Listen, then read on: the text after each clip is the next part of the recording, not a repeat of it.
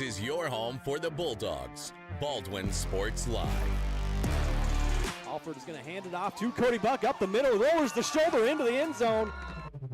Baldwin Sports Live is presented by Hayden Outdoors. 48 years of Hayden tradition and excellence. Learn more at haydenoutdoors.com.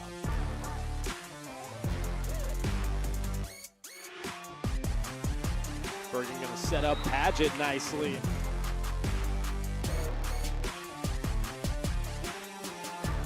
Carr with his third rebound, kicks it to Talon Torres. Now Ryder and I going to try a mid-range jump shot, and that's good. Bailey Smith open in the corner for three, up and in. Third goal from the four. He'll swing it out right side, looking for the corner, the end zone, and he will make it. Another Bulldog touchdown.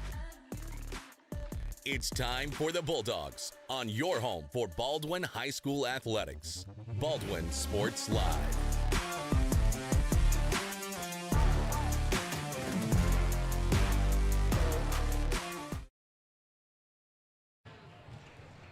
Well, good evening, everyone, and welcome back inside the Doghouse right here in Baldwin City, Kansas, where tonight we get the winter sports season kicked off with a doubleheader of basketball action as the Baldwin Bulldogs will play host to the Paola Panthers. Hi, everyone. Welcome to the Baldwin State Bank pregame show. My name is Ryan Hilmer alongside Joey Bongard, and we are pleased you could join us here tonight on Baldwin Sports Live. It was an exciting fall season, to say the least, where we witnessed the boys soccer team make it all the way to the state championship game, but fell just short of a title, losing to Rose Hill 3-1. We also watched a much improved football team finish with a winning record for the first time since 2017, and followed along while the girls cross-country team finished third at state. Ireland Kennedy won it all, and the girls golf team also took fourth at state. We'll now turn our attention to the hardwood and find out what kind of stories will be written this season by a couple of very good Bulldog squads who returned the bulk of their lineups from last year and come into this season with big expectations. We'll take a quick break, and on the other side, we'll talk more about the Lady Bulldogs and get you set for this matchup here tonight against the Panthers as the Bulldogs get their season underway. Paola has already played a game. They played on Tuesday. Paola girls lost 59-28 at Frontenac on Tuesday, so we'll see what they have in store. We'll talk a little bit about the Panthers as well, and then some keys to the game and starting lineups after that. This is the Baldwin State Bank pregame show on Baldwin Sports Live.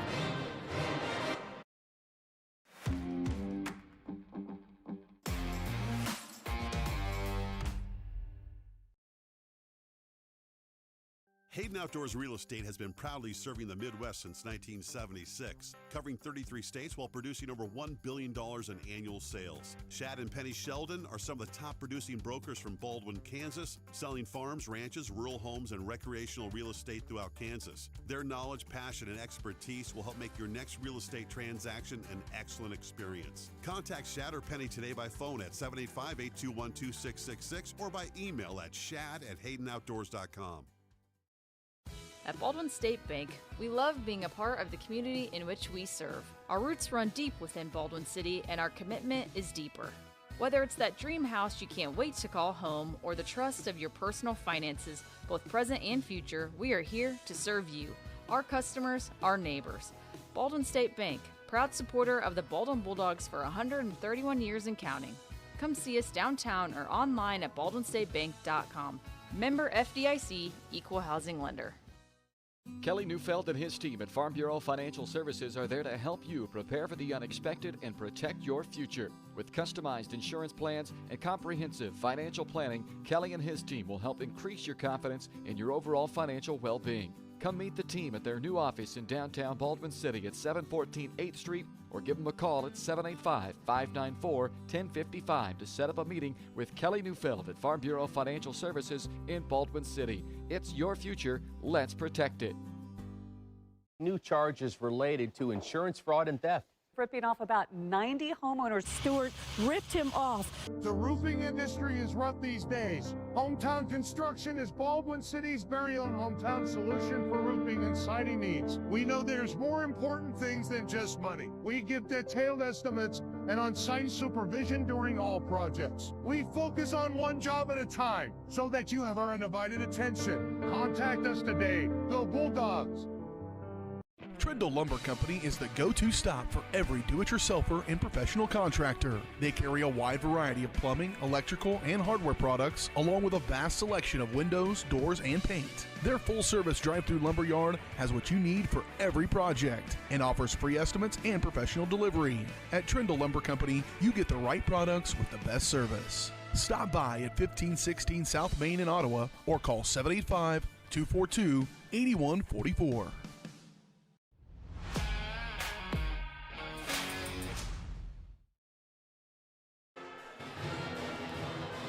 Welcome back here to Baldwin. The pregame show is brought to you by Baldwin State Bank. Personal service from people who care. That's what you get at your hometown community bank, Baldwin State Bank.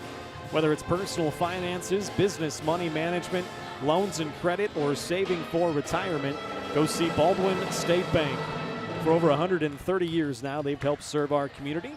So go enjoy a better banking experience with your friends and neighbors at the Baldwin State Bank. Let's take a quick look back at last season for Baldwin. They had a good year last year, finished 14-8. They had a big sub-state semifinal win when they went down south to Coffeyville and beat a good Field Kinley team down there to advance to the sub-state championship game. They then ran into a very good Topeka Hayden team who went on and made some noise in the state tournament. Topeka Hayden finished third at state last year, so that was nothing to be ashamed of, losing to them in the sub-state title game. But I thought it was a big win down in Coffeyville to even get to that point. It was a good team last year. They bring back 4 of 5 starters from last year. Gone, though, is Lauren Berg. She was honorable mention all-league and was a very good rebounder and defender and really came into her own over the last couple of years as a junior and a senior. So she's going to be a big miss. Also gone Kylie Montney and Kyan Frost this year. Those were the 3 seniors from last year, but they bring back, like I said, 4 starters and about 7 girls with a lot of varsity experience from last year, and including Chloe Neufeld, a senior now, honorable mention all-state, second team all-league last year. Also, Emmy Nye is now a junior. She was honorable mention all-league, and Audrey Searle is a junior, also honorable mention all-league a year ago. So definitely got some good pieces coming back for Baldwin, and it should be another fun season. In her second year at the helm is Kara Rowland. Chad Scobie and Bailey Bones are the assistant coaches. As for Paola, I mentioned earlier, they already played a game on Tuesday. That was down at Frontenac, and they lost that game. The girls did 59-28, so Paola comes into this game at 0-1, while Baldwin is just getting their season started. Their head coach is Jamie Butler. Their assistant coaches Emma Curley and Meadow Richardson. And last year, Baldwin swept this series. They won 50-43 and 62-40 in these 2 games. They have now won 3 straight games. This is going back to 2006. They're leading the series 19-17, and they have won 5 of their last 6 games, and including the 2 they played last season against Paola. So it should be a fun night, and we'll take another break here. We'll come back. We'll hear a little bit from Joey. We'll get some keys to the game and then starting lineups, and we'll be about set for the opening tip-off. This is the Baldwin State Bank pregame show on Baldwin Sports Live.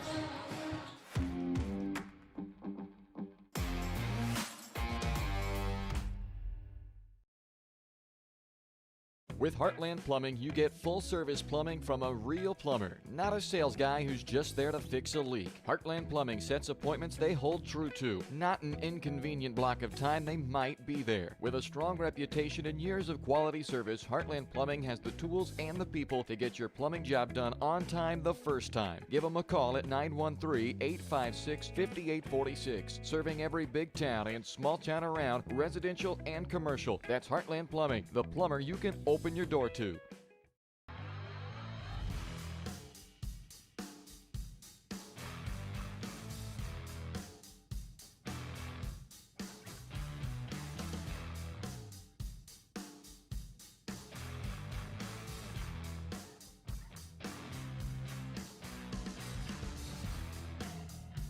See the full lineup at hersinc.net. Call 913-247-3530 or just stop on by. Lamb Roberts Price Funeral Home is honored to be your choice when the difficult time comes to plan a lasting tribute for your loved ones. There to guide you through the process from beginning to end with each family's unique traditions and beliefs in mind. Visit lamb-roberts.com to see all of the services offered, including their online pre-planning tool, or call 785-594-3644 to visit with the caring professionals at Baldwin City's only locally owned funeral service and cremation service provider, Lamb Roberts Price Funeral Home. When it comes to building your dream home, quality matters. For residential or commercial, Jetmore Construction and Cabinetry brings precision, passion, and Baldwin City pride to every project. They specialize in complete home builds and custom cabinetry to help your dream space become a reality. For a free quote, call 785-248-0698 and follow them on Facebook to check out their latest projects. Jetmore Construction and Cabinetry. Built local, built right, built for Baldwin City.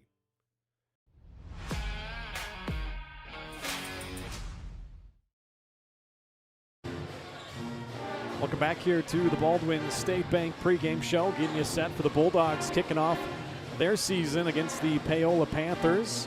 And let's take a look now at some of our keys to the game, at least from our perspective. Number one is going to be starting fast and getting a lead early, as Baldwin last year struggled a little bit in that and played from behind a whole lot. They were a very gritty, tough defense. That's kind of what Baldwin, the Lady Bulldogs, have become known for. Sometimes they can struggle a little bit, last year at least, scoring. So we'll keep an eye on where some of that scoring is going to come from.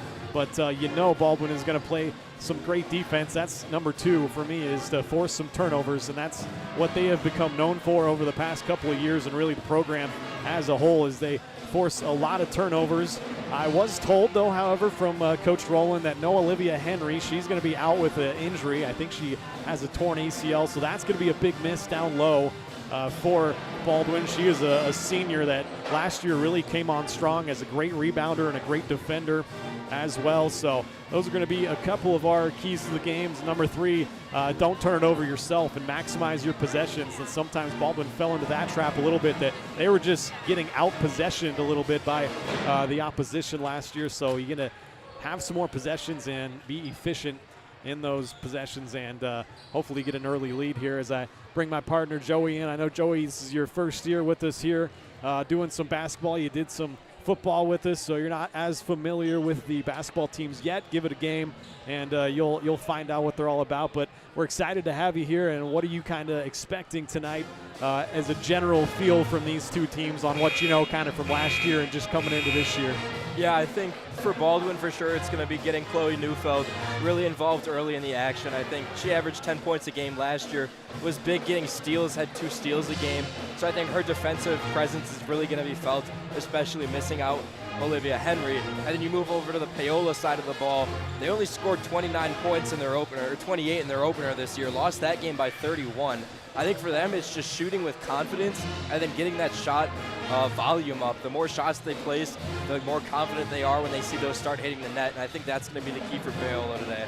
100%. Those are keys to the game. We'll take one more timeout here. We'll probably have the national anthem as well before we get started, so might be a little bit of a double break, and then we'll have these starting lineups and opening tip-off when we come back. This has been the pregame show, and it's brought to you by Baldwin State Bank.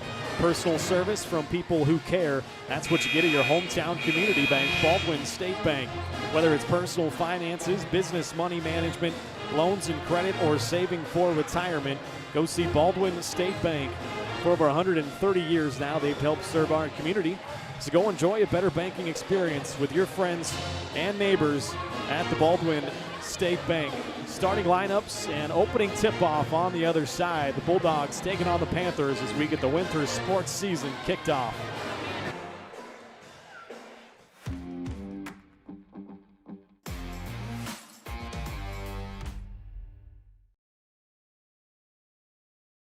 At Fort Scott Community College, we understand that a scary part of figuring out your future isn't only answering the question, what should I do, but where do I belong?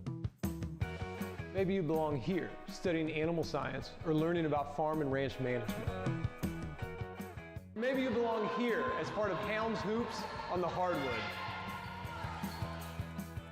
I don't know where you've been or where you're headed, but I know we're saving a spot for you because you belong at Fort Scott Community College. Charlie was born at LMH. We had a great team of nurses. Not only did they check in on us regularly, they always asked if we had questions, always made sure that we understood what was going on. I cannot say enough wonderful things about the labor and delivery, family birthing, and mother baby care team at LMH Health. We had to put our entire trust into their hands, and just everyone was so friendly and so supportive. For unbeatable service, there's only one choice you can count on. Clint Davis and the team at One Choice Heating, Ventilation, and Air Conditioning have been keeping Baldwin City comfortable since 2011.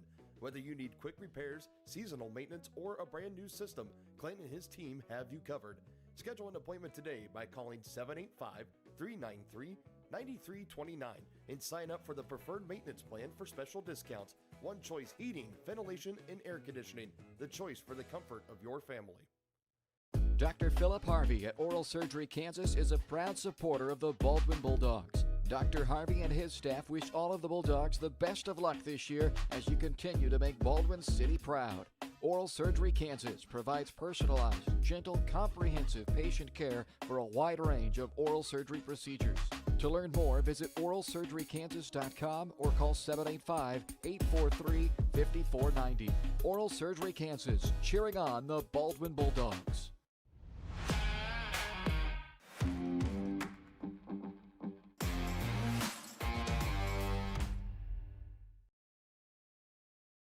Kelly Neufeld and his team at Farm Bureau Financial Services are there to help you prepare for the unexpected and protect your future. With customized insurance plans and comprehensive financial planning, Kelly and his team will help increase your confidence in your overall financial well-being. Come meet the team at their new office in downtown Baldwin City at 714 8th Street or give them a call at 785-594-1055 to set up a meeting with Kelly Neufeld at Farm Bureau Financial Services in Baldwin City. It's your future. Let's protect it.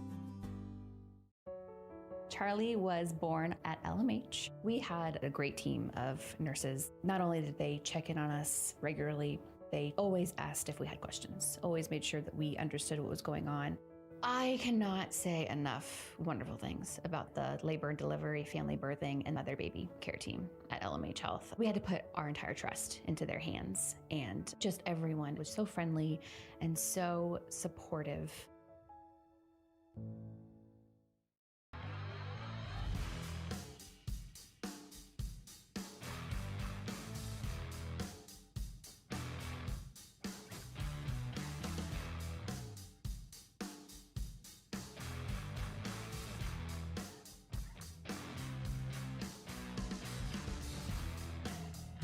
See the full lineup at hersinc.net. Call 913-247-3530 or just stop on by.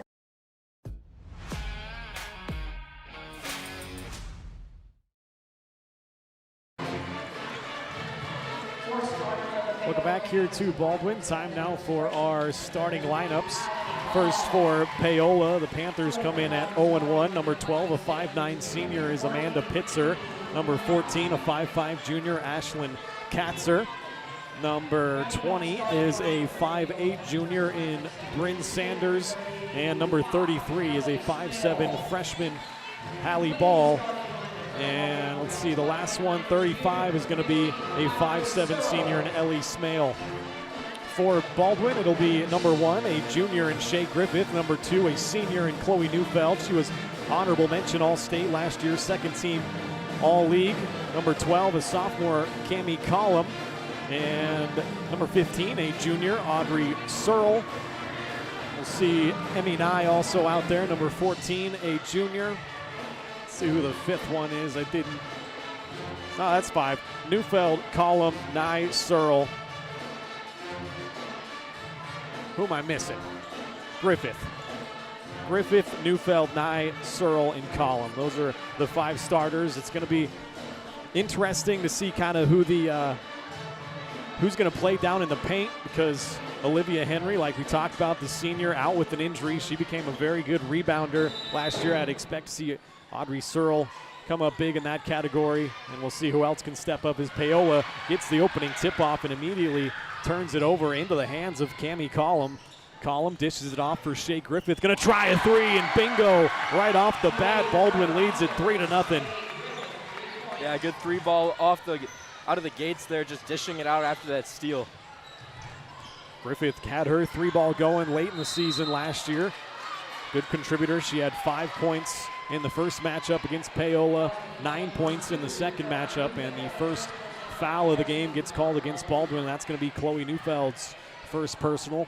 Chloe's going to have to stay out of foul trouble this year. One of the main ball handlers for this team, along with Collum.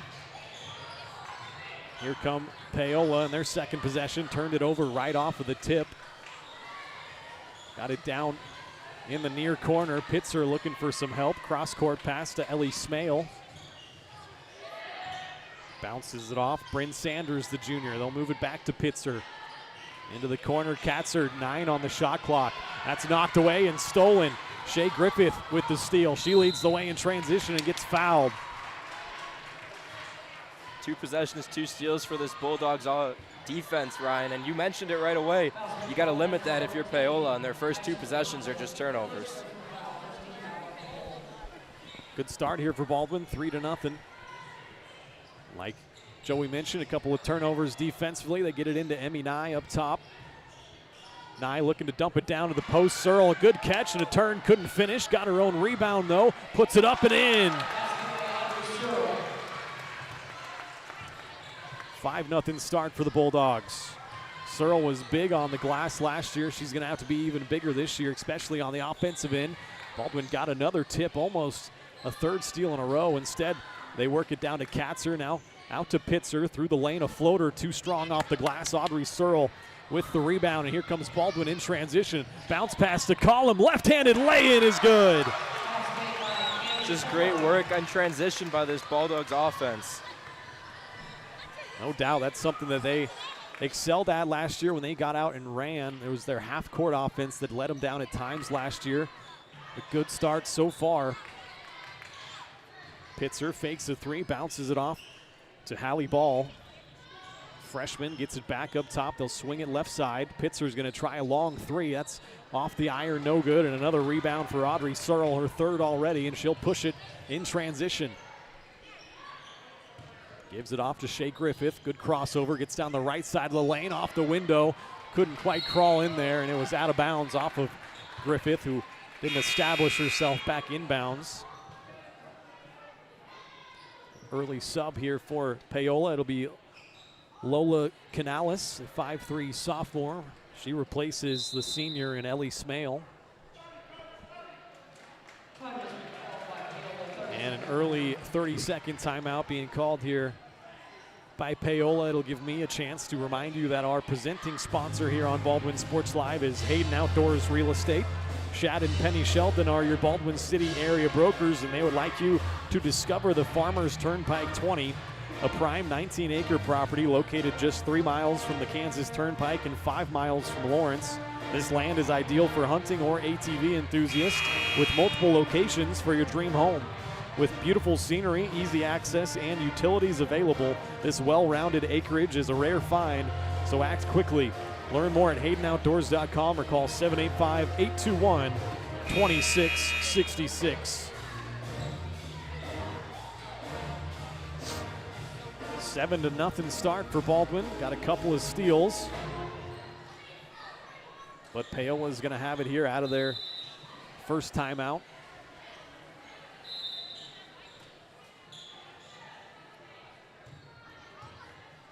The freshman Hallie Ball will bring it up. Guarded half court by Collum. Gets it off to Canales. Right back to the freshman. Cross-court pass, Pitzer down the lane, had it knocked away momentarily and gets fouled. That's going to be the first personal on Emmy Nye.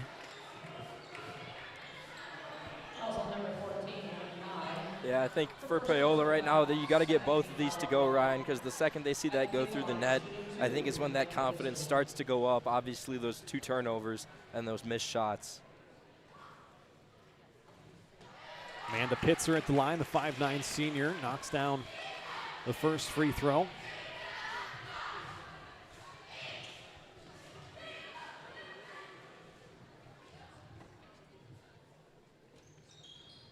Second free throw also good. Comes Baldwin quickly the other way. Griffith got it from Neufeld, dump it inside. Searle, a nice turn over her right shoulder off the window and in. Searle on her way to a good one early today, Ryan. Looked good so far. She's got 4 points, 3 rebounds, and an assist. A 9-2 start for the Bulldogs. Get it into Pitzer. Now they'll dump it outside the ball. Back to Pitzer, guarded by Nye. Try a three. That comes up well short. That's going to get out of bounds.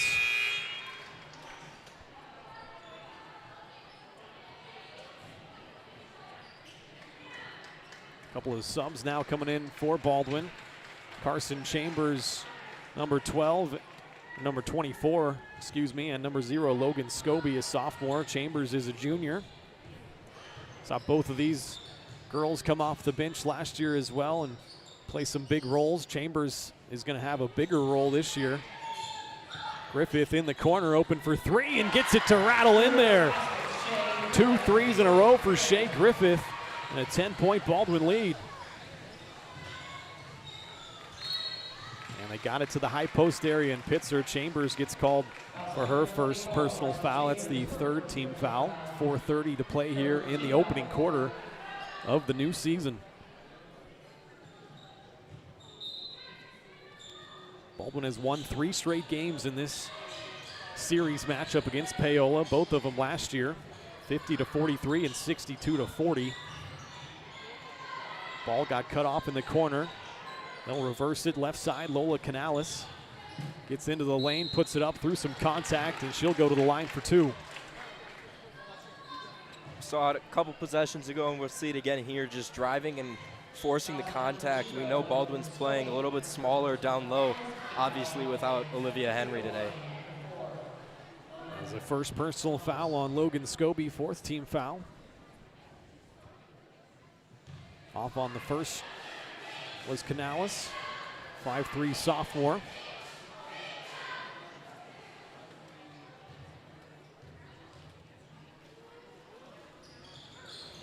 Second shot also comes out short. Rebound by Cammie Collum. Here come the Bulldogs quickly in transition up to Scobie. She traveled with it. That's going to be the first Baldwin turnover.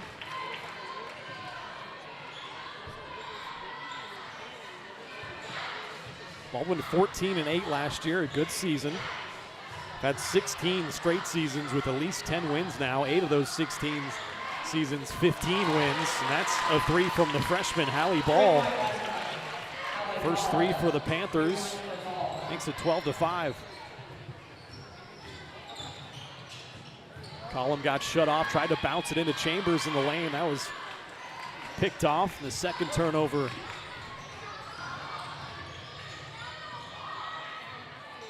Pitzer up top, guarded by Griffith. Dribble gets shut off. Now Canales going to try a mid-range jump shot. Comes up short, rebound strongly down to Chambers.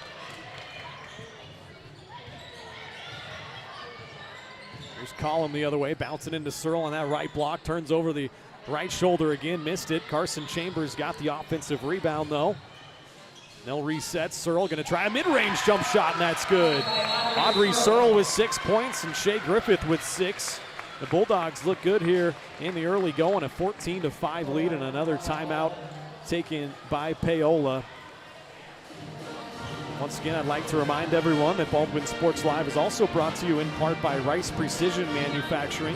They're a family-owned company right here in Baldwin City. They service many different industries, from food processing to heavy and light industrial, oil and gas, and many more. With state-of-the-art machine tools, Rice Precision provides a great work environment that offers excellent pay and competitive benefits. It's the perfect place to start your next career. You can find out more by emailing jobs@rice-precision.com. 3:08 left here in the first quarter. 14-5, Baldwin leads it. Like I mentioned, Griffith with 6 points, Searle with 6 points, and Collum with 2 so far. Yeah, Ryan, I think the theme that we're seeing right now is that Paola is unable to get anything going down low, and for Baldwin, everything's going down low, and then obviously the 2 threes from Griffith.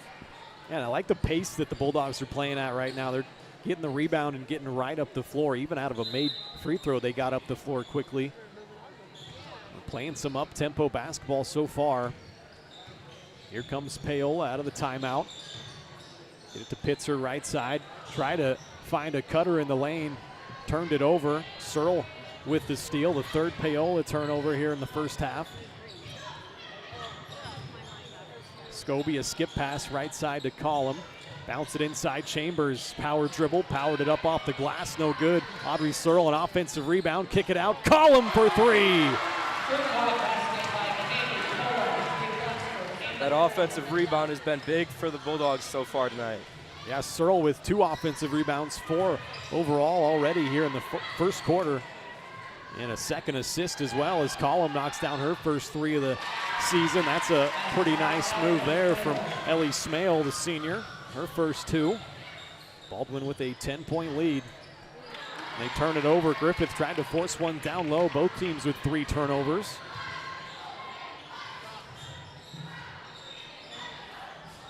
A long one off the mark. Battle for the rebound. It's down to Shea Griffith, and here comes Baldwin in transition. Griffith down the center of the lane, kicks it out. Collum just hit one off the back iron that time.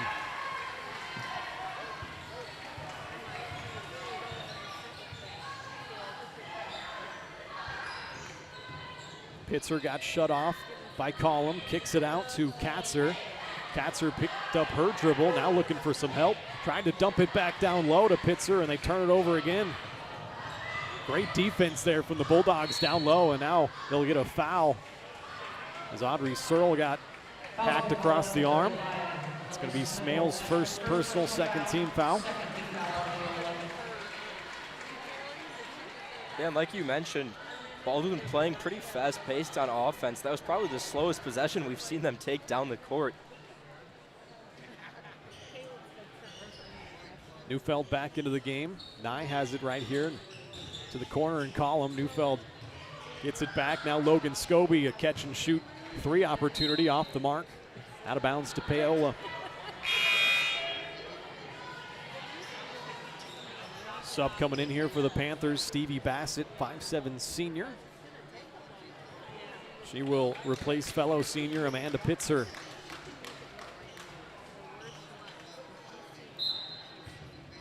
Paola brings back 3 of their 5 starters from last year. They do have to replace a very good player in Brylan Wicker last year. She really came on strong, but an experienced team here from Paola.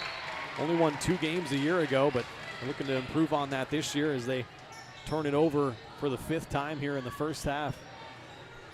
First quarter, I should say, even a 10-point Baldwin lead.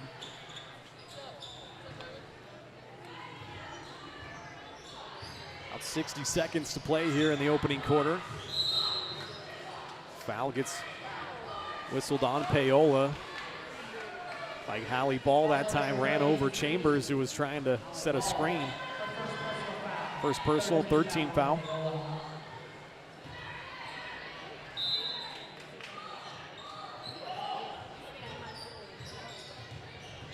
Neufeld going to come off a double screen up top, left-handed dribble, kicks it out. They'll work it up top, and Emmy Nye for 3. That's no good. Chance for an offensive rebound. It gets batted off the Bulldogs out of bounds.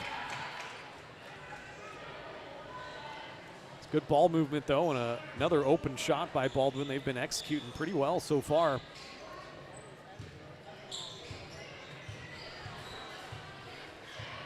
About a 12-second difference between the shot and the game clock. Baldwin going to get another possession here before the end of the quarter. Bounce it down low to Smale, and she traveled with it. 6 turnovers here in the first quarter. And Griffith checks back in for Logan Scobie. Shot clock turned off. Baldwin can hold for the final possession. Got off to a great start. 7-0 run to start this game. Lead it by 10 right now. Griffith tried a skip pass, got intercepted. Here comes Paola in transition. Smale had it knocked away, and a great play getting back and hustling by Cammie Collum defensively. That's that defensive pressure we've seen down low all in this first quarter by Baldwin. not letting anything go easily, especially on a fast break like that. Out of bounds play here from underneath the basket for the Panthers. They'll get it in to Smale. It's it back to Pitzer. Nice double team as Collin came over to tie that up, and that's going the other way to Baldwin.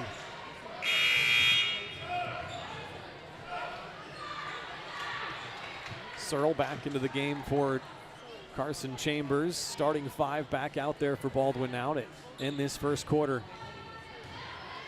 5 seconds here. We'll see where they go. Neufeld, right-handed dribble, gives it off to Collin. Somebody's got to put it up. Emmy Nye will put it up, and that's going to come up short.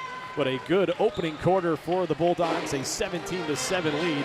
We'll take a break and be back with more Bulldog basketball after this.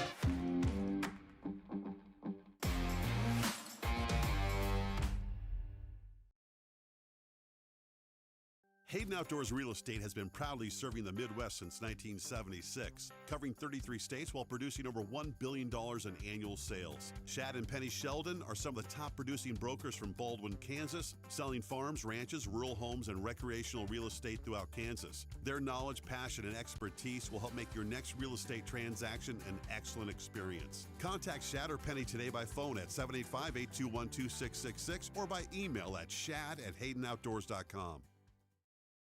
At Baldwin State Bank, we love being a part of the community in which we serve. Our roots run deep within Baldwin City, and our commitment is deeper.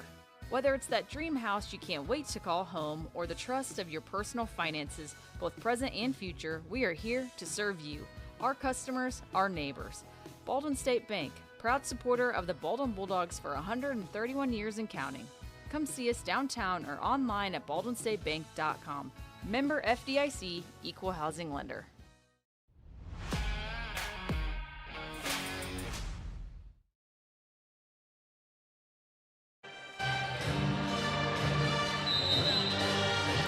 Welcome back here inside the Doghouse in Baldwin City, Kansas. 1 quarter down here in the girls' game, a 10-point lead for the Dogs. Don't forget, we'll have a nightcap to our doubleheader as the Baldwin boys will take on the Panthers. Baldwin boys are ranked number 1 in Class 4A with big expectations this year.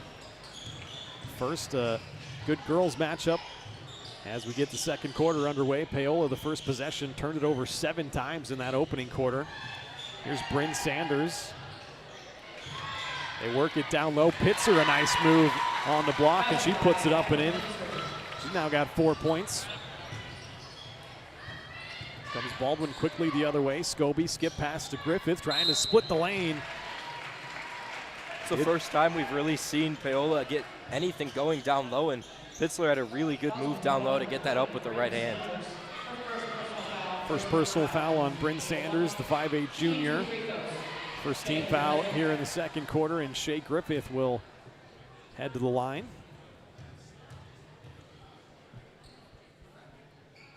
Rolls in the first free throw. Griffith leading the way with her 7 points so far.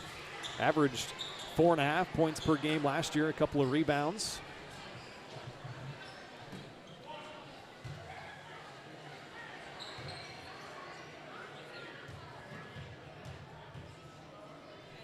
Second shot from the junior, in and out, no good.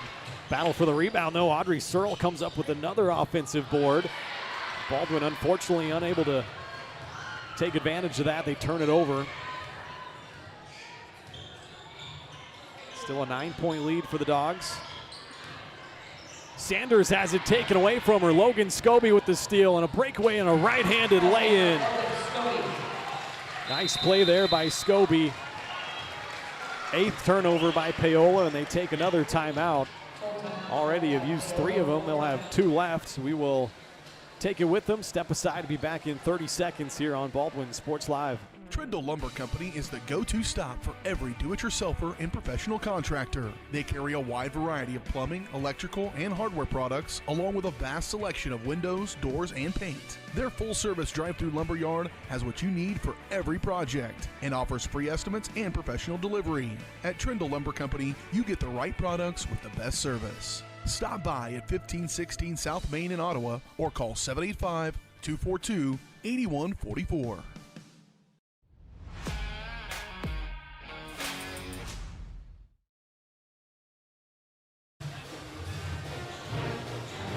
20-9 lead here in the early second quarter for Baldwin. I guess Paola still has 3 timeouts remaining. Baldwin has 4. I must have missed it there. Baldwin must have taken one of those timeouts. Either way, we soldier on here. Just under a minute into this second quarter. Glad you could join us tonight on Baldwin Sports Live. Ryan Hilmer alongside Joey Bongard. Excited for this winter sports season as we get it kicked off here tonight. 2 games on the road next week at Chanute and at Burlington, Tuesday and Friday. Good pressure there from Griffith, and Neufeld intercepts the pass. Now she's tried to scoop it up. No good, gets fouled. Great defense so far in this game from Baldwin, though. Forced 9 turnovers. That is the first foul on Amanda Pitzer, and Chloe Neufeld, who averaged 10 points a game last year, steps to the line looking for her first points here tonight. Knocks down the first shot. Yeah, things kind of going the opposite of what you would have thought. You kind of thought Chloe was going to have to step up and be the leading scorer, and really it's been everybody else around her making the big plays. No good on the second shot. That was a little bit of a bugaboo last year as well for Baldwin. Was from the free throw line. They're going to have to try to improve on that this year. Pitzer thought about a 3, guarded by Neufeld. Send it to Ball left side, and now Bryn Sanders.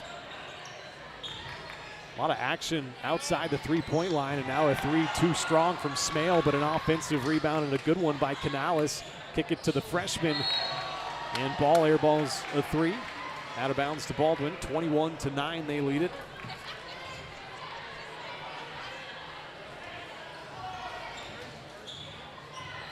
Chloe will jog it up. Move the ball around the perimeter. Right side, Audrey Searle. Looking middle, gets it to Emmy Nye. Got fouled, and she'll go to the line for 2. Couldn't quite finish it. Now 4 team fouls already in the second quarter. Second personal foul on Smale. That's actually the 3rd team foul, excuse me. Emmy Nye looking for her first points tonight. Knocks down the first free throw.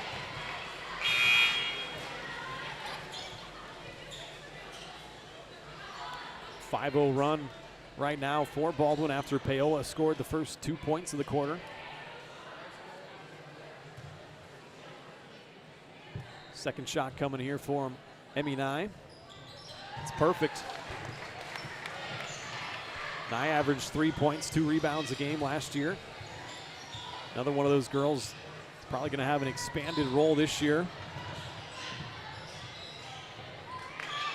Try to dump it inside to Pitzer. Turnaround hook shot, no good. Battle for the rebound. It is knocked out off of Baldwin.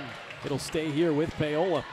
Surprised that that's staying with Paola. I would have thought that she got that hand when she was out of bounds, but nonetheless, a really good effort by Paola there to work for that offensive board. A baseline inbounds for the Panthers. Get it into Sanders up top. Ball once again trying to dump it into Pitzer. That has kind of been their main offense, and she got fouled by Emmy Nye from behind. Second personal foul, first team foul. Collum will return along with Chambers. Nye and Searle will take a seat for Baldwin.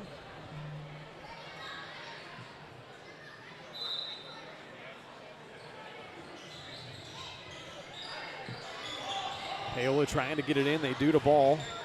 Freshman working on Neufeld, had it knocked away, and now Baldwin comes up with the steal, almost. Paola got it back, and Pitzer lays it in with the right hand. Breaks a 6-0 Baldwin run.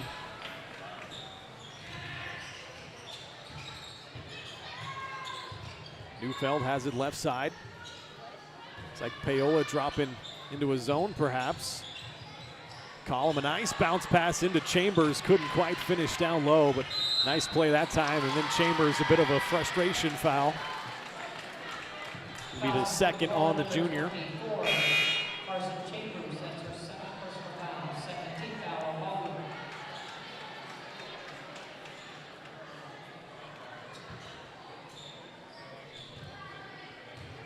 one of the few times we've seen Baldwin not be able to react to a score from Paola so far this evening, Ryan. Here's Paola. Pitzer trying to drive baseline. Got shut off, missed the shot. Offensive board for Ball. The freshman off the glass, no good. And Neufeld a strong rebound. You're right, Baldwin has been very good so far offensively. And there's another example of it. A bounce pass nicely from Neufeld, but Audrey Searle couldn't quite finish it. Been getting a ton of great looks though, Baldwin.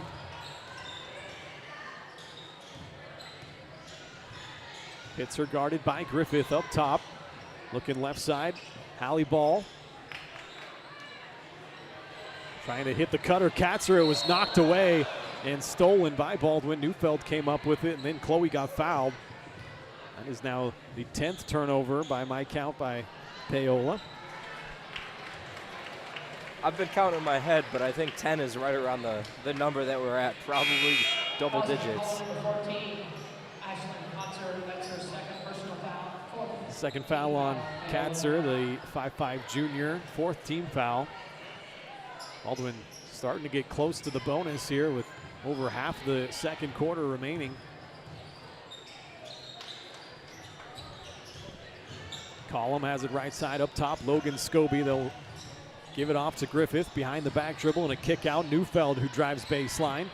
Griffith going to try a three off the assist from Chloe Neufeld, and Shea Griffith has hit 3 triples here in this first half. Baldwin's hit 4 of them. 26-11, they lead it.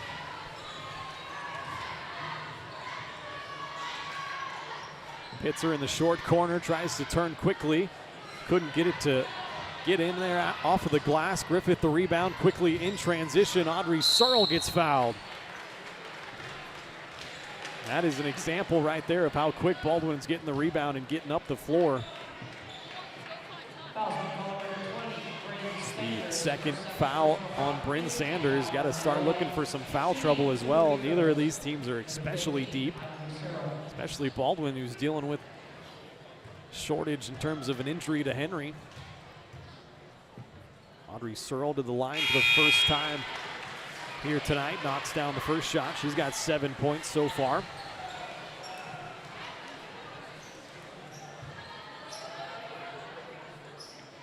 Seems like we've really only seen Paola with the ball. I mean, Baldwin's transitioning so quickly, and with Griffith just letting those threes fly. She's got 3 of them. It's just been incredible how quick they play. Searle missed the second shot, but Shea Griffith got an offensive rebound. Neufeld banks in a 3 from straight away.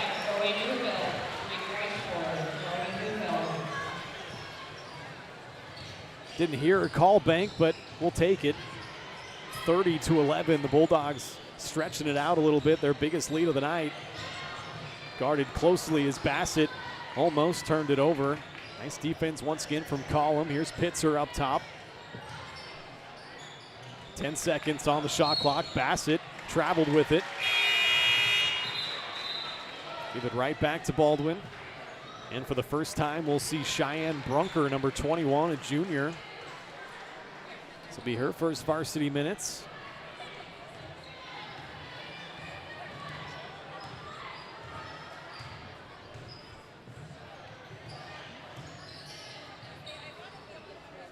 Right side, Cammie Collum looking at the high post instead. Skip pass to Brunker. Neufeld gets it back for 3, no good. Katzer with the rebound, and here comes Paola. Once again, great ball movement though from the Bulldogs. Got an open shot. Ball's gonna take a 3 right off the jump, no good. Neufeld the rebound. Neufeld pushes it in transition, left hand. No good, but fouled. Paola just having fits, getting back defensively in transition. Baldwin taking full advantage of that. Chloe Neufeld back to the line for the second time. It's the first foul on Stevie Bassett's, the 5th team foul. Chloe just went 1 for 2 from the line earlier, misses the first shot here.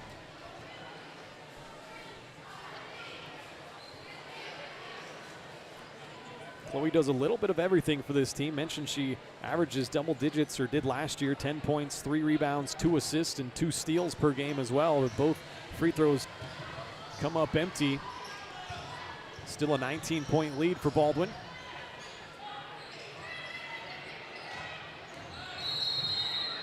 That's going to be an illegal screen on Paola. Take it the other way. I think that was it Katzer? I didn't catch who it was, but it must Bryn Sanders. That's her third personal. Wasn't quite set when she set that screen there. I thought she looked pretty stationary, so maybe a bit of a gift to the Bulldogs, but nonetheless, tack on another to that turnover margin.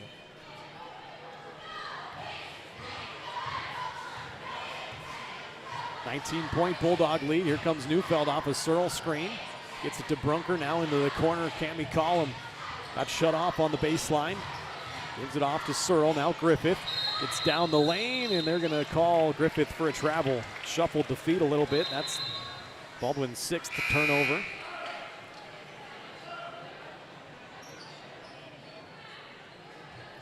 Pitzer leading the way with 6 points for Paola. Shea Griffith has 10 to lead the way for Baldwin, 3 triples.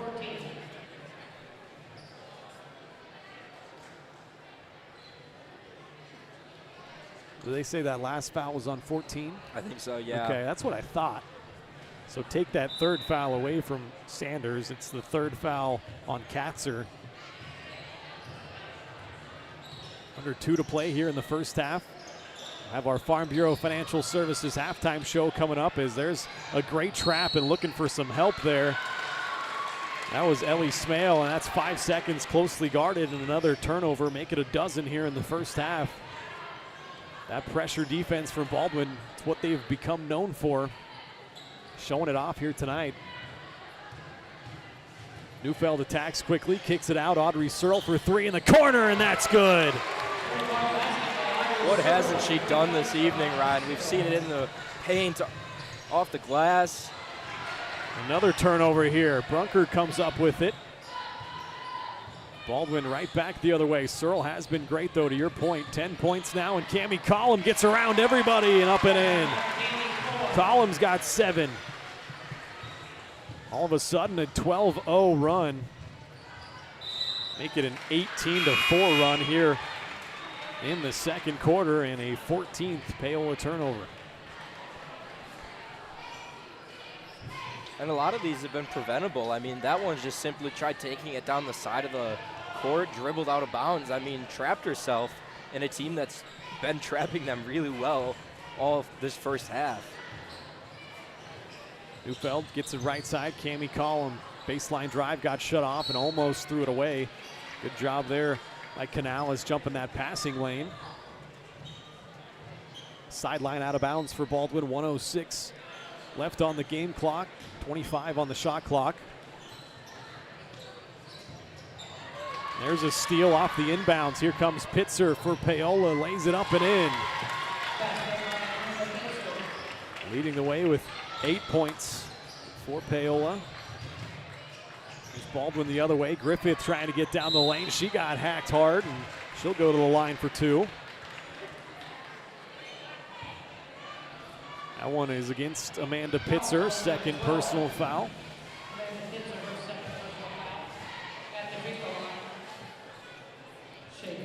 Griffith 1 for 2 from the line earlier. Has 10 points tonight, her and Searle. Rattled in the first shot. Yeah, and Baldwin's just looked so good in this first half, driving down. They're just so calm, getting that shot up and drawing contact. They get 12 points from Griffith, and if my numbers aren't wrong, that's a new career high. Coming out of the gate strong this season. Baldwin will get another possession. A 15-second difference between the shot and the game clock, and up and in there. Kaylee Quiros, number 30. Her first 2 right off the bench. Baldwin with a 22-point lead as they'll hold for the final possession here in the first half.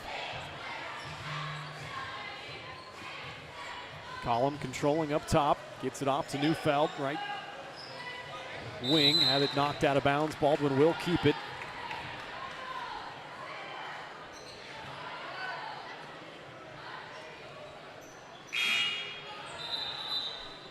Scobie gonna check in for Brunker.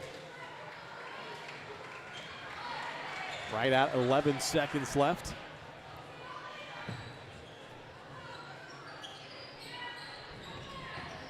Scobie gets it into Collum. Calling for a screen from Searle. She comes off it, right-hand dribble, gets baseline, got shut off, tried to bounce it into Chloe Neufeld. Scobie comes up with it, still loose, and that is how the first half will end, but a good first half from Baldwin, a 37-15 lead.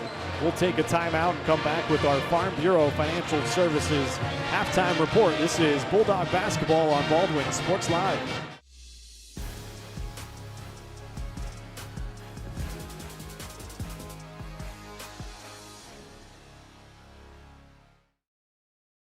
Kelly Neufeld and his team at Farm Bureau Financial Services are there to help you prepare for the unexpected and protect your future. With customized insurance plans and comprehensive financial planning, Kelly and his team will help increase your confidence in your overall financial well-being. Come meet the team at their new office in downtown Baldwin City at 714 8th Street or give them a call at 785-594-1055 to set up a meeting with Kelly Neufeld at Farm Bureau Financial Services in Baldwin City. It's your future. Let's protect it.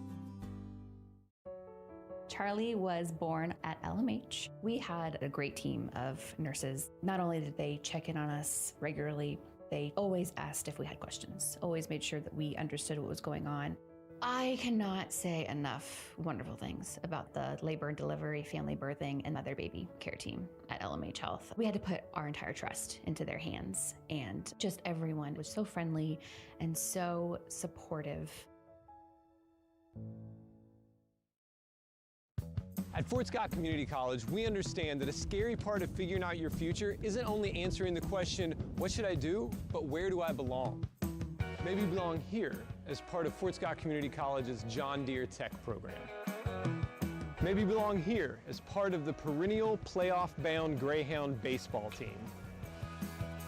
I don't know where you've been or where you're headed, but I know we're saving a spot for you because you belong at Fort Scott Community College. For unbeatable service, there's only one choice you can count on. Clint Davis and the team at One Choice Heating, Ventilation, and Air Conditioning have been keeping Baldwin City comfortable since 2011. Whether you need quick repairs, seasonal maintenance, or a brand new system, Clint and his team have you covered. Schedule an appointment today by calling 785-393-9329 and sign up for the preferred maintenance plan for special discounts. One Choice Heating, Ventilation, and Air Conditioning, the choice for the comfort of your family.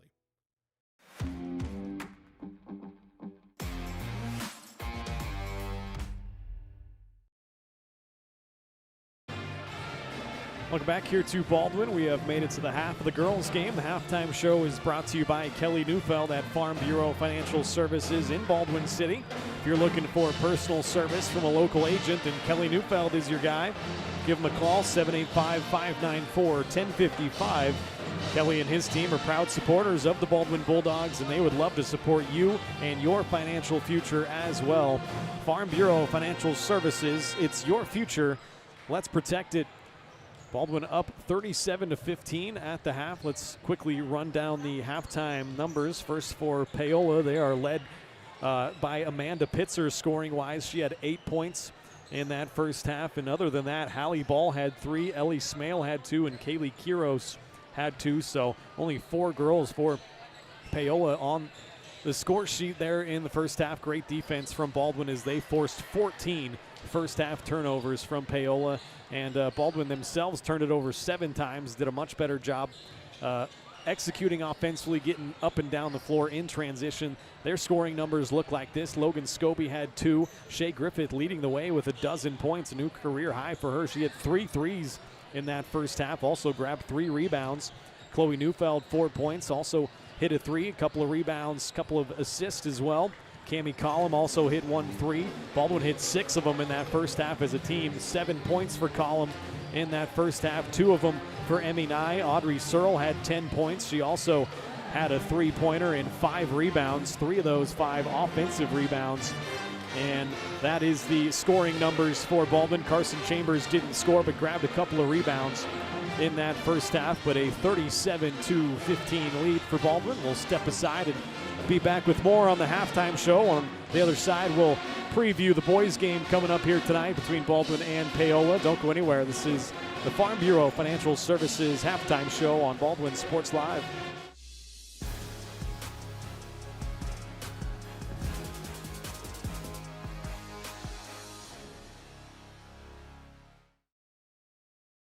Hayden Outdoors Real Estate has been proudly serving the Midwest since 1976, covering 33 states while producing over $1 billion in annual sales. Shad and Penny Sheldon are some of the top producing brokers from Baldwin, Kansas, selling farms, ranches, rural homes, and recreational real estate throughout Kansas. Their knowledge, passion, and expertise will help make your next real estate transaction an excellent experience. Contact Shad or Penny today by phone at 785-821-2666 or by email at shad@haydenoutdoors.com.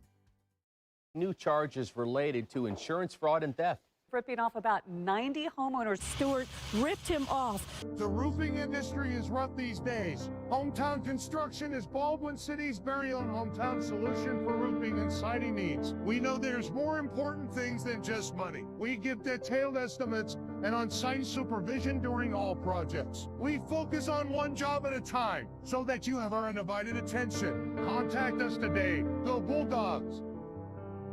At Baldwin State Bank, we love being a part of the community in which we serve. Our roots run deep within Baldwin City, and our commitment is deeper. Whether it's that dream house you can't wait to call home or the trust of your personal finances, both present and future, we are here to serve you, our customers, our neighbors. Baldwin State Bank, proud supporter of the Baldwin Bulldogs for 131 years and counting. Come see us downtown or online at baldwinstatebank.com. Member FDIC, Equal Housing Lender. When it comes to building your dream home, quality matters. For residential or commercial, Jetmore Construction and Cabinetry brings precision, passion, and Baldwin City pride to every project. They specialize in complete home build and custom cabinetry to help your dream space become a reality. For a free quote, call 785-248-0698 and follow them on Facebook to check out their latest projects. Jetmore Construction and Cabinetry. Built local, built right, built for Baldwin City.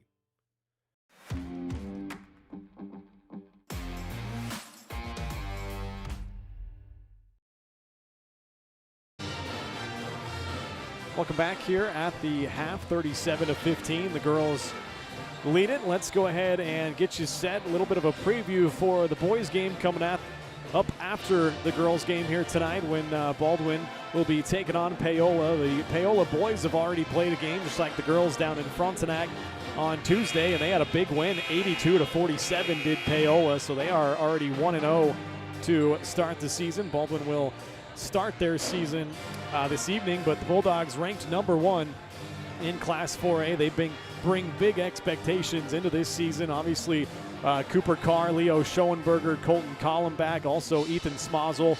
The 4 starters that are back, Gus Boyle is the lone starter that is not back this year. He graduated along with Garrett McLaughlin, Nick Johnson, and Jace Houghton, some guys that were big factors off the bench last year, but Baldwin do bring back 7 or 8 guys with a lot of varsity experience, so it should be fun to watch them this year, and started off here tonight against Paola, a team that they have beaten 6 times in a row, and they won both of these games last year, 75-53 and 59-40 a year ago, so be looking forward to that. We'll have a bit of a abbreviated pregame show as we got a coach's interview with Don Blanchett, the 6th-year head coach now for the Bulldogs, and we'll kind of play that during the pregame show and also get some breaks and some keys to the game and starting lineups in and all that good stuff. But we're looking forward to the boys game here tonight, taking on a Panthers team that only returned 2 of 5 starters from last year, and those are the Hoffine boys,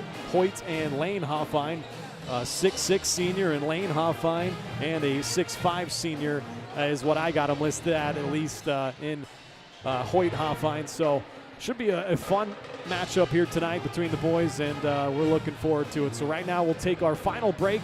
This has been the halftime show brought to you by Kelly Neufeld and all the great people at Farm Bureau Financial Services in Baldwin City. You can give them a call, 785-594-1055. Kelly and his team are proud supporters of the Baldwin Bulldogs, and they would love to support you and your financial future as well. Farm Bureau Financial Services, it's your future. Let's protect it. Second half coming up next.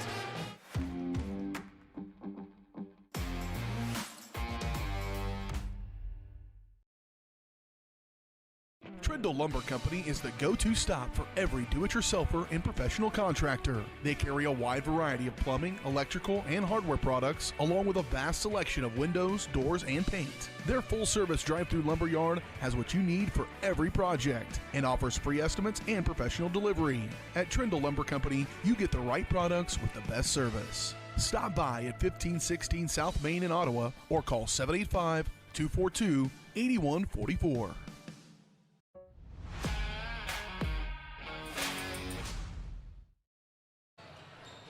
Welcome back here. Start of the second half, and quickly off of the inbounds play, Emmy Nye up and in for her 4th point. Baldwin start the second half out scoring first. They went on a 7-0 run to start the game. 39-15 now. Leading the way, Shea Griffith with her 12 points in the first half. There's a Paola turnover, the first of the second half. They had 14 of them in the first half. Good Baldwin defense once again, and timeout taken by Paola. Give me a chance once again to remind you that Baldwin Sports Live is presenting sponsors Hayden Outdoors Real Estate. We love having them on board for another year. And Shad and Penny Sheldon are who you want to get a hold of. They got a prime 19-acre property that they want you to check out in the Farmers Turnpike 20. It is ideal for hunting or ATV enthusiasts with multiple locations for your dream home. Go to HaydenOutdoors.com, call 785-821-2666 to learn more.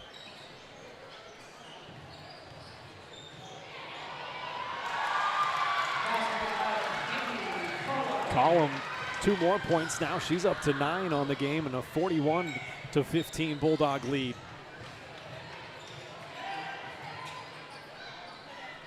Paola now with just 2 timeouts left. 4 left for Baldwin. Here comes Ball, the freshman, gets it off to Pitzer, leading the way with her 8 points for the Panthers. Dump it inside Smale, kick it out to Ball for 3. That is short. Rebound out to Shea Griffith. Here come the Bulldogs. Good crossover into the middle of the lane, kicks it out to Searle. Trying to force one down low. Baldwin retains possession though, and Neufeld, a nice floater down the lane. That's beautiful. Chloe with 6 points tonight. Using that backboard on 2 of them. Both shots that have gone in, actually. Baldwin 6 threes in the first half, attacking the glass, attacking the rim here early in the second. Paola dumps it down low. Get an offensive rebound, and Lola Canales with her first 2. Paola on the scoreboard for the first time here in the second half. Power dribble by Searle, tried to power it up and in, no good. Rebound to Ball, and here come the Panthers.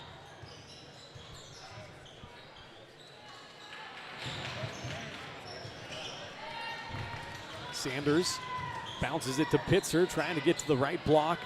Over her left shoulder, no good, and Shea Griffith, her 5th rebound. Coming quickly the other way, was in between passing it and shooting it, I think, and ended up missing the layup. Griffith working on a career night, a rebound shy of her career high, already has a career high in points. Canales bounces it into Pitzer, get double teamed, tried to force it up over Griffith, out of bounds, and I'm gonna say Griffith got a finger on that, I guess. Stays here with Paola, baseline inbounds. I don't think number 35 knows it's their ball. Yeah. I think Smale assumed that that was off of the Panthers, but a baseline inbounds. Kaylee Quiros gonna inbound it into the game off the bench, gets it into Ball. Back to Quiros, left side. Guarded tightly by Griffith, now needs some help, picks up her dribble. Still looking for help. And a foul gonna get called on Baldwin. I think that's gonna be against Cammie Collum, and it is. First personal foul, first team foul. Just underway here in the second half, a big lead for Baldwin.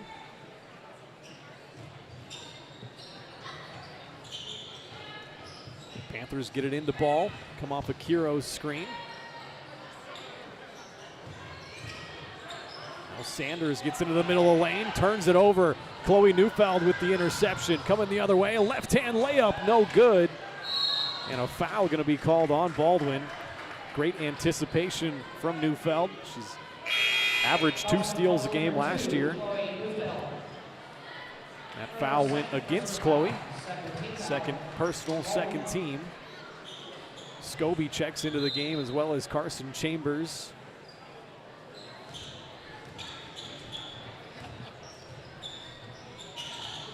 (43-17) lead and another Paola turnover.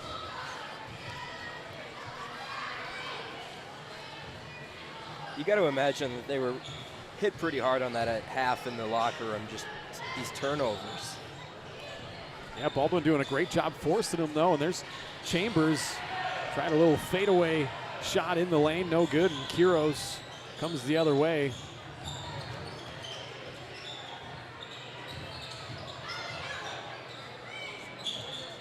Sanders gets it back to the freshman ball. They'll work it to Smale, the senior in the corner.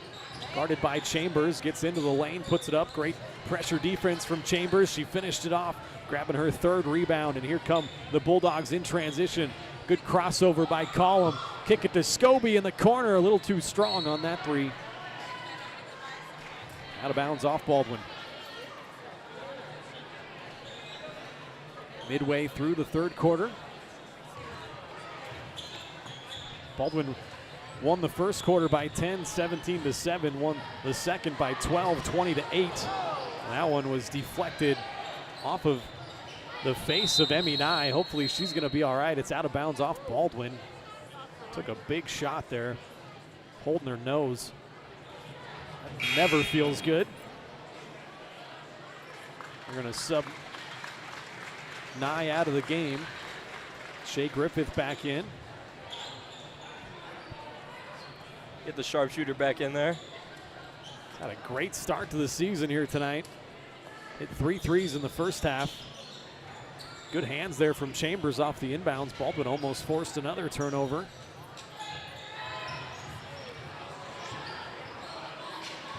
And now they get one. Neufeld comes up with the steal, leading the way in transition. Gets to the left hand. Splits a couple of defenders and lays it up and in. Chloe Neufeld with 8 points now, and Baldwin looks like they're running away with this tonight. Crafty little finish there, getting down low after creating the steal and the turnover. Looked like that was tipped, I thought, off of Paola, but I'm going to say off Neufeld. Chloe wanted the tip call, but can't have everything, Ryan. Had a great start to the game. 8 points for Chloe, and she gets subbed out.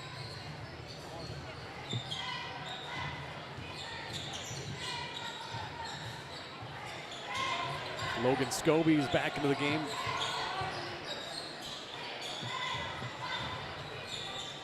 Canales down the right side of the lane, couldn't get it to go. Rebound batted out. Quiros comes up with the offensive board.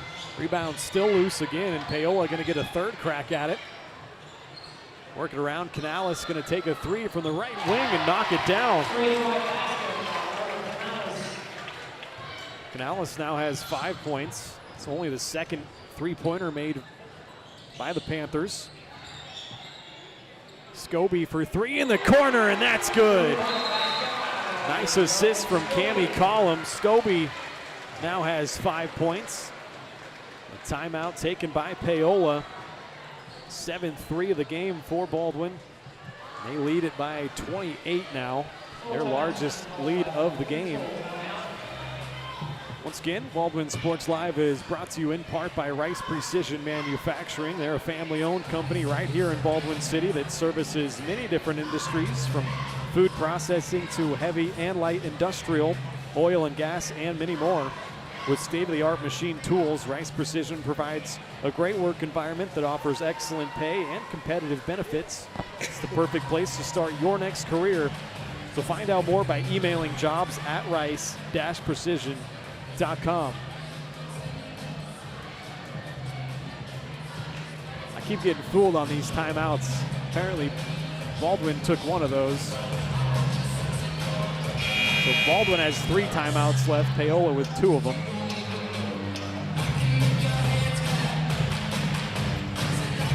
Blasting the tunes, I love it. Yeah, I mean, if I was up 28, I want the tunes being blasted. A couple years ago, they got a new sound system in here. It sounds great. I have to say I'm impressed. It's a nice court. Yeah, Nice little area they got. Nice facility, a good crowd on hand tonight for the season opener. A great student section across the way, as you've probably seen when the camera's scrolling back and forth. Foul on Baldwin. It's on Audrey Searle, first personal. Oh, excuse me, that was on Paola. Tricked me. You're getting tricked all over the place. No kidding. It's game number 1. We got to work out the kinks. I was on Jasmine Hawkins-Clement, who's into the game, number 15. Collum got down the lane, kicked it out to Griffith, now gets it back. Loose ball and a jump. The tie-up will give it to Paola. Got to give credit to Griffith there for getting back on the ground and forcing that jump ball. Get the possession arrow in their favor if they needed it again.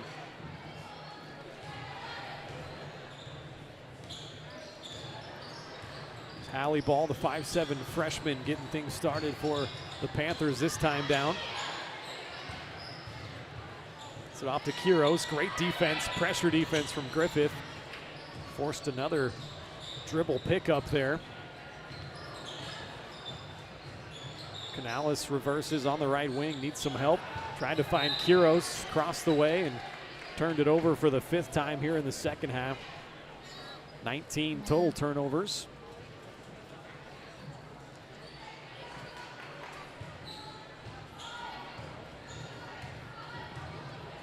Comes Cammie Collum crossing the timeline with the right-hand dribble, bounces it into Searle, or tried to, and Baldwin turns it over. Maybe a forced pass there. Under 1.5 minutes to play in the third quarter.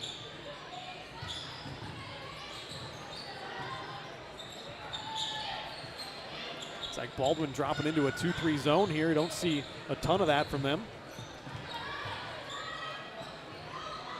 Hawkins-Clement needs some help, tries to go cross court, ball open for 3 in the corner. That's off the mark and out of bounds off of Baldwin. Chloe Neufeld quickly checks back in for Collum. Also Emmy Nye, good to see her come back out there. Check in for Carson Chambers.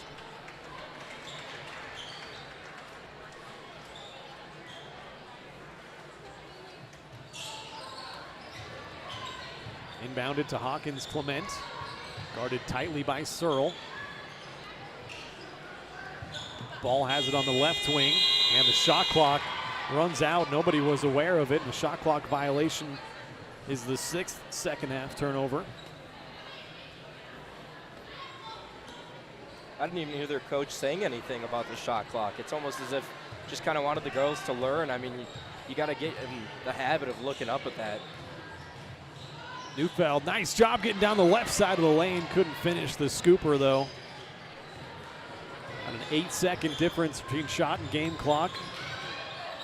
Neufeld does a great job, knocks it away. Nye comes up with it. Another steal for Baldwin. And they also get the foul. It's on Ashlyn Katzer. That's going to be her 4th personal foul. Collum checks back in for Scobie. Katzer's going to have to come out with her 4 fouls. Bryn Sanders checks back in.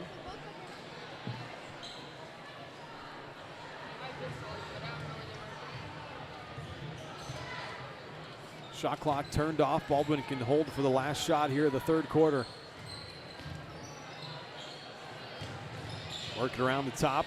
Griffith off to Searle. Gives it to Collum, 12 seconds. Cammie, a good crossover, left hand dribble down the lane, off the window and in.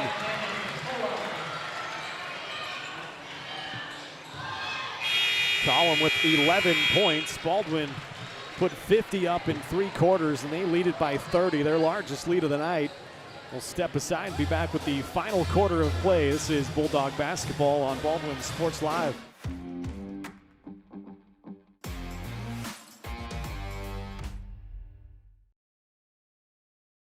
Kelly Neufeld and his team at Farm Bureau Financial Services are there to help you prepare for the unexpected and protect your future. With customized insurance plans and comprehensive financial planning, Kelly and his team will help increase your confidence in your overall financial well-being. Come meet the team at their new office in downtown Baldwin City at 714 8th Street or give them a call at 785-594-1055 to set up a meeting with Kelly Neufeld at Farm Bureau Financial Services in Baldwin City. It's your future. Let's protect it. At Fort Scott Community College, we understand that a scary part of figuring out your future isn't only answering the question, what should I do, but where do I belong? Maybe you belong here, studying animal science or learning about farm and ranch management. Maybe you belong here as part of Helms Hoops on the hardwood. I don't know where you've been or where you're headed, but I know we're saving a spot for you because you belong at Fort Scott Community College.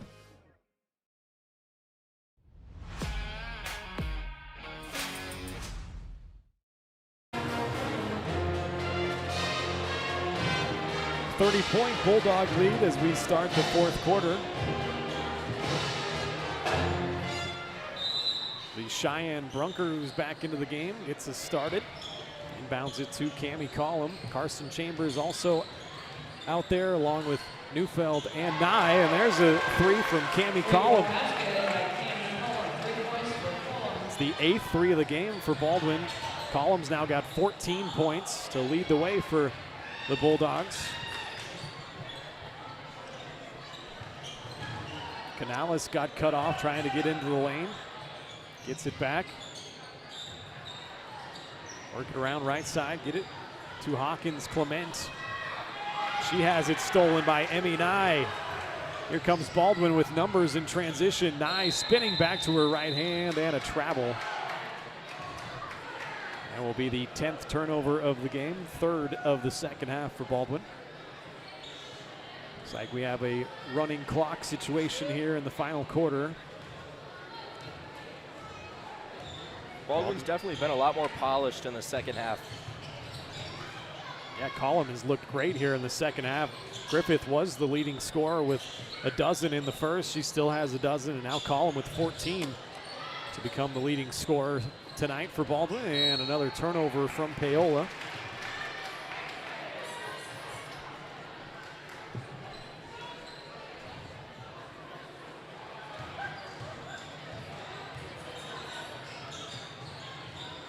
Collum just hit one, thought about it, and now it's called for a travel.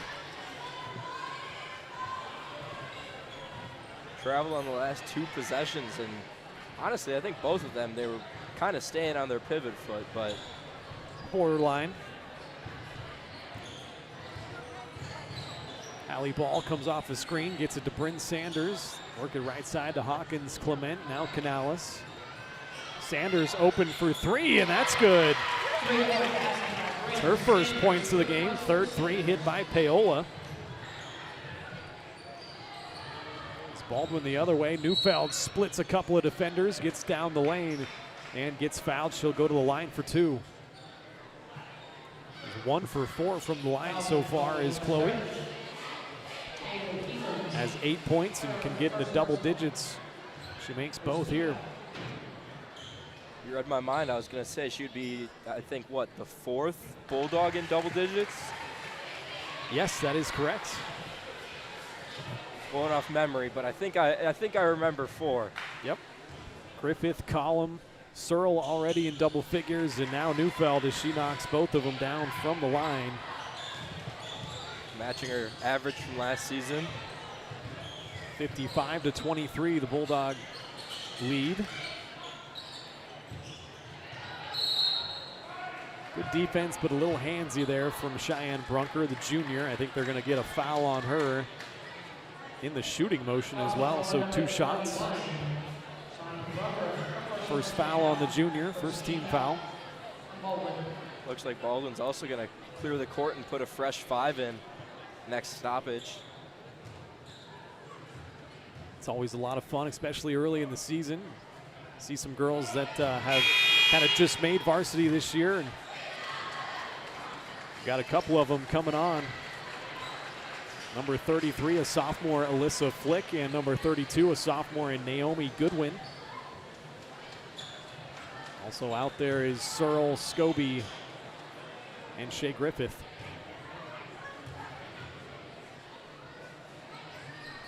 Canales missed the first shot, makes the second. She got 6 points tonight. I was a little confused there. Paola just inbounded. Trying to steal a possession. Who can blame him? Would have gone the wrong way, but practice makes perfect, I guess. There's Audrey Searle getting into the left side of the lane, powers it up through some contact. Foul on ball, and Searle will go to the line for 2. Looking for her first points of that second half. A great first half, 10 points, 5 rebounds, a couple of assists. Yeah, to your point, been quiet here in the second. Haven't really needed her much. First shot is perfect.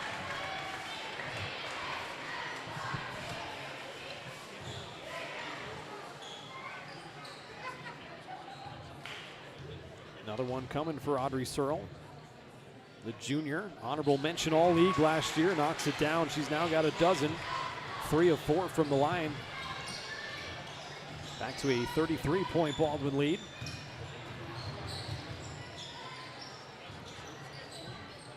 Sanders has it up top for the Panthers. Looks for a backdoor cut. Almost turned it over. Out of bounds, and they do turn it over. Goes to Baldwin. Cheyenne Brunker checks back in.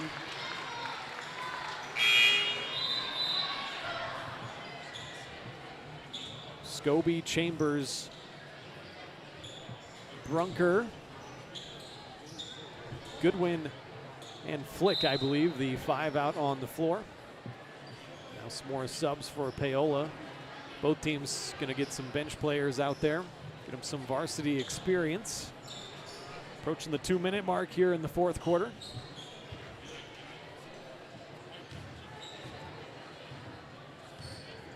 Brunker crosses the timeline, has it on the left wing, gets it up top. Alyssa Flick, good catch on that pass.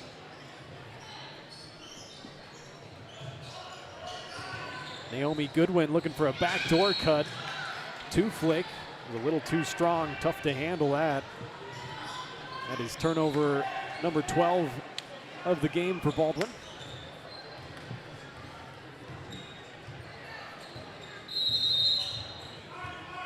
Timeout taken by Paola. Can't take him with you, I guess. We'll go ahead, step aside, take it with him. Be back in 30 seconds on Baldwin Sports Live. Dr. Philip Harvey at Oral Surgery Kansas is a proud supporter of the Baldwin Bulldogs. Dr. Harvey and his staff wish all of the Bulldogs the best of luck this year as you continue to make Baldwin City proud. Oral Surgery Kansas provides personalized, gentle, comprehensive patient care for a wide range of oral surgery procedures. To learn more, visit oralsurgerykansas.com or call 785-843-5490. Oral Surgery Kansas, cheering on the Baldwin Bulldogs.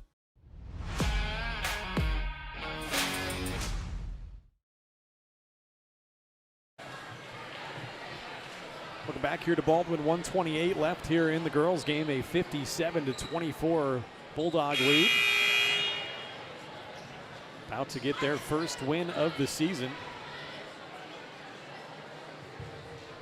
Have a quick post-game show as we'll wrap this girls' game up, give out our Player of the Game award, and run through the final numbers, and then we'll get right into the boys' game pregame.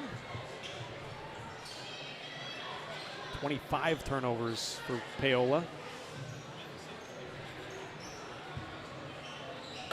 Bit better second half for them in terms of turnovers. Yeah. I think 11 this half. Yep. Chambers left hand off the glass from the block. Carson Chambers, a nice move. That's her first 2 points. Under a minute to play. Try to get it down low to Pitzer. Tries a hook shot over the left shoulder, no good. Bassett got it back. That missed as well, and Alyssa Flick gets her first rebound. Gets it off to Cheyenne Brunker. Back to Flick, thought about a mid-range jump shot. Goodwin drives baseline. Opposite corner, Brunker back up top.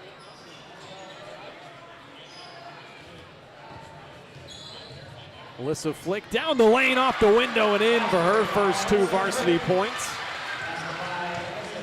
Those weren't easy points either. Oh, that was a nice move and a good finish. Strong dribble off the backboard. Bassett knocks down a 3 the other way. That's her first points. And that is going to do it. Baldwin going to improve to 1-0 and take this game by a final score of 61-27. We'll quickly wrap up this game now as we welcome you to the postgame show. The postgame show brought to us by Hometown Construction. They're bringing trust back to the roofing and exterior businesses. No more corner cutting, just real craftsmanship and real-world experience for the most lasting results. Call Hometown Construction today for your free estimate and experience the breath of fresh air that they can bring.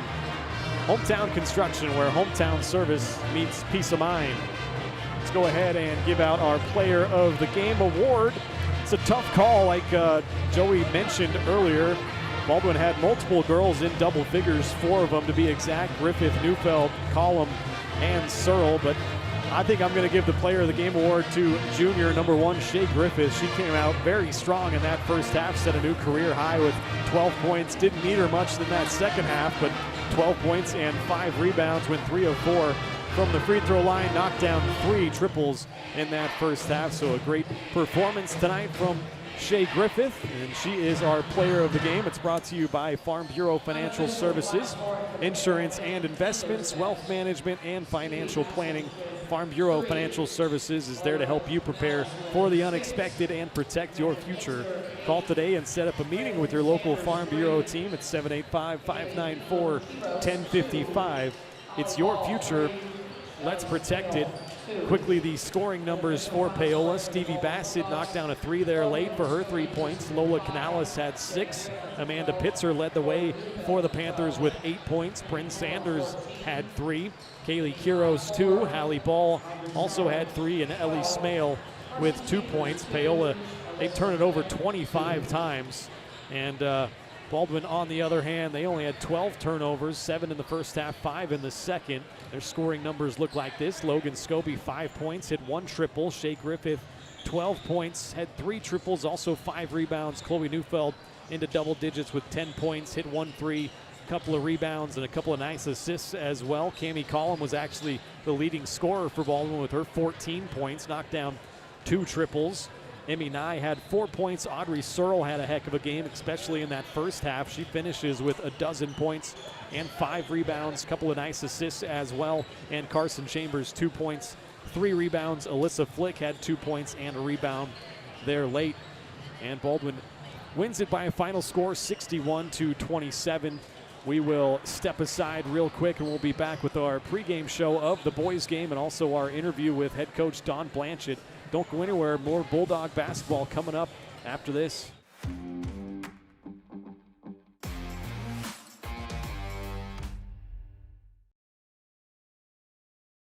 Hayden Outdoors Real Estate has been proudly serving the Midwest since 1976, covering 33 states while producing over $1 billion in annual sales. Shad and Penny Sheldon are some of the top producing brokers from Baldwin, Kansas, selling farms, ranches, rural homes, and recreational real estate throughout Kansas. Their knowledge, passion, and expertise will help make your next real estate transaction an excellent experience. Contact Shad or Penny today by phone at 785-821-2666 or by email at shad@haydenoutdoors.com. At Baldwin State Bank, we love being a part of the community in which we serve. Our roots run deep within Baldwin City, and our commitment is deeper. Whether it's that dream house you can't wait to call home or the trust of your personal finances, both present and future, we are here to serve you, our customers, our neighbors. Baldwin State Bank, proud supporter of the Baldwin Bulldogs for 131 years and counting. Come see us downtown or online at baldwinstatebank.com. Member FDIC, Equal Housing Lender. Kelly Neufeld and his team at Farm Bureau Financial Services are there to help you prepare for the unexpected and protect your future. With customized insurance plans and comprehensive financial planning, Kelly and his team will help increase your confidence in your overall financial well-being. Come meet the team at their new office in downtown Baldwin City at 714 8th Street, or give them a call at 785-594-1055 to set up a meeting with Kelly Neufeld at Farm Bureau Financial Services in Baldwin City. It's your future. Let's protect it. New charges related to insurance fraud and theft.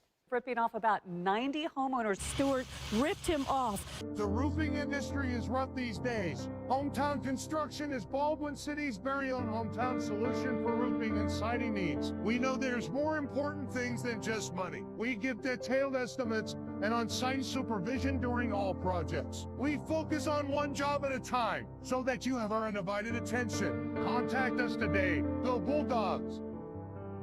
Trindle Lumber Company is the go-to stop for every do-it-yourselfer and professional contractor. They carry a wide variety of plumbing, electrical, and hardware products, along with a vast selection of windows, doors, and paint. Their full-service drive-through lumber yard has what you need for every project and offers free estimates and professional delivery. At Trindle Lumber Company, you get the right products with the best service. Stop by at 1516 South Main in Ottawa or call 785-242-8144.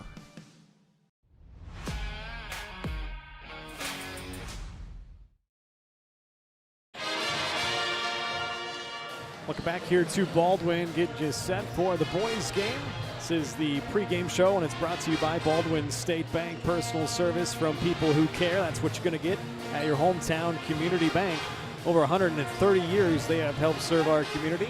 So go enjoy a better banking experience with your friends and neighbors at the Baldwin State Bank. I'm going to go ahead and play our coach's interview we had earlier with head coach Don Blanchett, starting his 6th year at the helm, so I'll be quiet and go ahead and play that. Here with head coach of the Baldwin Bulldogs, Don Blanchett. Don, thanks for doing this. First time we're kind of doing some coaches interview on the channel, so glad you could join me here. It was a great season last year. Obviously, as we look back a little bit, this will be a two-part question kind of to start with, but 18-5 last year, went to the state tournament for the 3rd straight year. Obviously wasn't the way that everybody wanted it to end, the heartbreaking loss to McPherson there. Talk to me a little bit about last year and give your kind of synopsis of how that went. And obviously, like I said, didn't end the way anybody wanted to. And then part 2 to that question, what's some of the improvements that you've seen from the team over the summer and into the fall and coming into this new season here? Yeah, of course, last year, we're always happy to be at the state tournament, and hopefully we can win 18, 20, 25 games this year and get back. But yeah, it was a really good season, high expectations, and, just that state tournament game was, from a spectator's point of view, a great game. Yeah. An overtime game, a last-second shot, 2 teams battling. And for us, really, it was a game that kind of started the idea of, okay, look what we did with, at the end of that game, Cooper Carr fouled out, Gus Boyle, one of our senior stars, had fouled out, and Colton Collum had fouled out. So other guys that were stepping up, and those guys just kind of segued that right to the summer. Yeah. Creighton Frost and Jackson Rood, and they had really good summers, and we're looking to make a bigger splash this year on our team. So those guys had nice summers and good preseasons, and so we're counting on some of those guys that are returning. Returning really 7 or 8 of our top guys, except for Gus, who started last year. They got a lot of experience down the stretch in sub-state and state. Yeah, I mean, you talk about that experience we have coming back this year. How do you kind of handle those expectations? I don't know if you know this, but Baldwin ranked #1 in Class 4A according to the coaches poll, so that kind of puts a target on your back from day one. How are you going to deal with those expectations, or do you even think about it at all? You see it, and it's a result of what we've been. It's a result and maybe a respect thing of coaches seeing the guys we have back and where we finished last year and how close we were to, maybe playing for a state championship. But, those we don't ever talk about even going to state or even winning games. It's just, are we doing things the way we should be doing them? Every day is just a process, and, you get through each moment, you get through each, hour, and then, each practice and each game. So it's just part of kind of where we've been the last 4 years, just the expectations and the standards is just day by day. We just focus on what's in front of us, focus on the moment, and just continue working towards, I guess, perfection or excellence. Yeah. And along the way we win a bunch of basketball games. Of course. So that's always fun to do too. Absolutely. I want to talk a little bit about your personal journey here. Your first year here, the team went 2-18. The next year, 8-13. That made 8 straight years that the program had losing seasons. Then obviously Cooper Carr and this group of seniors came. And the past 3 years, 18 wins twice, 20 wins once. What has that kind of journey been like for you, seeing this program go from what it was to what it is now? And how important are those big 3 guys I talk about with Collum, Carr, and Schoenberger? What have they meant to this program? Yeah, I mean, it's, in 6 years, including this year, so 5 previous years, it was how can we turn little things every year? So even that first year, we were doing little things to put ourselves in a position to create a culture that guys want to play for and a culture that wins. Year 2, heck, we were 8-13 and we were stoked about winning 8 games, from 2 the year before. But we had lost a lot of guys after the first year that were seniors. And, some of those guys, if we could have had them for 2 or 3 years, could have been, they would have been right in there and really good players. But we just had, a little more time with guys like Cole Mahaffey and of course, Caleb Carr, Samuel Darnell, those guys. And so they started that turn that second year, and it took a couple of those guys. Caleb Carr's one of them, that the will he had to not want to lose, to want to be successful. Then you bring in Cooper and Leo and Colton as freshmen with seniors, Caleb, Samuel Darnell, Riker Grossner, and then you got Joey and Talon. So you've got a base of talented kids, hardworking kids that have the desire to win, and it just all kind of clicked that year. Our schedule changed a little bit, so we had some different teams on there that were better for us to play and get wins and get confidence. Then you get to sub-state and you get to host 2 games. Yeah. And so, we got both those games at home and got through that. And we lost an overtime game that year at state tournament too. Yep. So we were right there knocking on the door to try to make a semifinal that first year. So, yeah, it's been a process, but we've seen over that time guys give a ton of commitment, a ton of time over the summer. Yeah. And that's what it takes, that time in the offseason. And we have more guys that love basketball now, and they commit to basketball, and that's what you need. If guys love basketball, getting in the gym is not hard work for them. They just like to get in the gym, and if it's open, they'll be there. So that's been the best thing over the last 3 or 4 years. That's been a lot of fun to watch. In turn, you mentioned Boyle's gone. You also lose McLaughlin, Nick Johnson, Jace Hout. Those 3 guys were kind of big off the bench role players. We kind of know a lot about the guys coming back, the guys that have been playing varsity the past few years. Is there anybody else you think that maybe isn't on varsity right now, or they are? Maybe they're going to get a few more minutes and a few more opportunities in place of those kind of the role players that left the program last year? Yeah, so, of course, right now, the guys I've mentioned, the younger guys, Creighton Frost and Jackson Rude's a senior. Logan Scott, he's been great in practice. But, one guy that's probably flying under the radar is Jackson Wheeler, sophomore. But, man, he just comes out and flat out plays. And, he'll come off the bench tonight. And, our first guy through our 17th guy is actually really pretty close. 1 through 8 is kind of separated, but really 9 through 18, anybody could fill, those spots on our bench and, who's playing well what night. But, we've got 24 guys right now, and all of them have just been flat out getting after each other in practice. And it's fun to be in practice and to see guys do that. So it's been really good. So, any given night, we could have somebody step up and play really well. Sure, yeah. Let's turn our attention to this season and tonight specifically. Last year, Baldwin swept this series against Paola. They won both the games. They've now won 6 straight games versus Paola. They were a 7-13 team last year. They have to replace 2 really good players from last year in Caden Cohey and Micah Sanders. They do bring 2 starters back in Lane and Hoyt Hoffine. What are you kind of expecting from Paola tonight, and what do the Bulldogs got to do to get off to a good start this season? Yeah, we've got, of course, the twins, the big guys. We've seen them for a couple years. And, Cohey last year, I thought he was a heck of a guard. He had a great season. He played his tail off. So, they'll be looking to, replace him. And they got to play Tuesday, so we watched that. Sure. But they've got, Paola's always has athletes. They got guys that can get up in your shorts and play defense and rebound. So we've got to keep them off the boards tonight, I think, is a big thing for us. And just, let our basketball players be basketball players. Yeah. So I think we have an advantage on that. But if we turn it into a physical game and where their athletes can get out and play and run and jump, we're going to have a 32-minute battle with them. Yeah. So, it'll be a good game, a fun game. Coach Oshels, they didn't win a game 2 years ago and 7 last year and had a shot in their sub-state. So they're going to be a tough team to play, at any point this year. Yeah, absolutely. Is there any team news going into tonight? Everybody playing? Everybody suiting up tonight? Put you on the spot here. There is, we'll be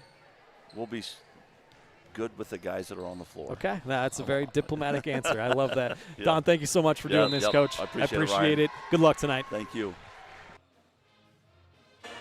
All right, that was our pregame coaches interview with sixth-year head coach Don Blanchett. We'll take a quick break here, and we'll come back with starting lineups and keys to the game, then opening tip-off from Baldwin. We got the top-ranked Baldwin Bulldogs taking on the 1-0 Paola Panthers. Don't go anywhere. More on the pregame show after this.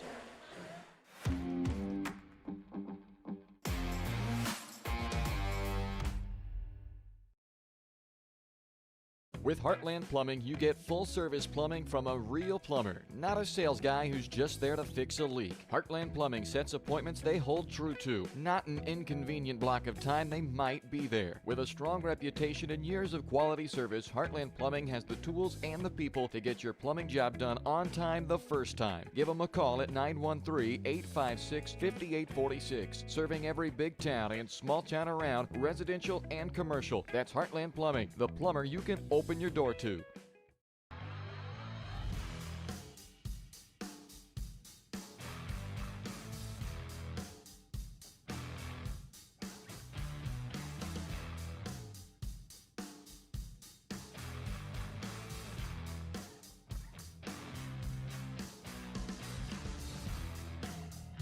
See the full lineup at hersinc.net. Call 913-247-3530 or just stop on by. Lamb Roberts Price Funeral Home is honored to be your choice when the difficult time comes to plan a lasting tribute for your loved ones. There to guide you through the process from beginning to end with each family's unique traditions and beliefs in mind. Visit lamb-roberts.com to see all of the services offered, including their online pre-planning tool, or call 785-594-3644 to visit with the caring professionals at Baldwin City's only locally owned funeral service and cremation service provider, Lamb Roberts Price Funeral Home. When it comes to building your dream home, quality matters. For residential or commercial, Jetmore Construction and Cabinetry brings precision, passion, and Baldwin City pride to every project. They specialize in complete home build and custom cabinetry to help your dream space become a reality. For a free quote, call 785-248-0698 and follow them on Facebook to check out their latest projects. Jetmore Construction and Cabinetry. Built local, built right, built for Baldwin City.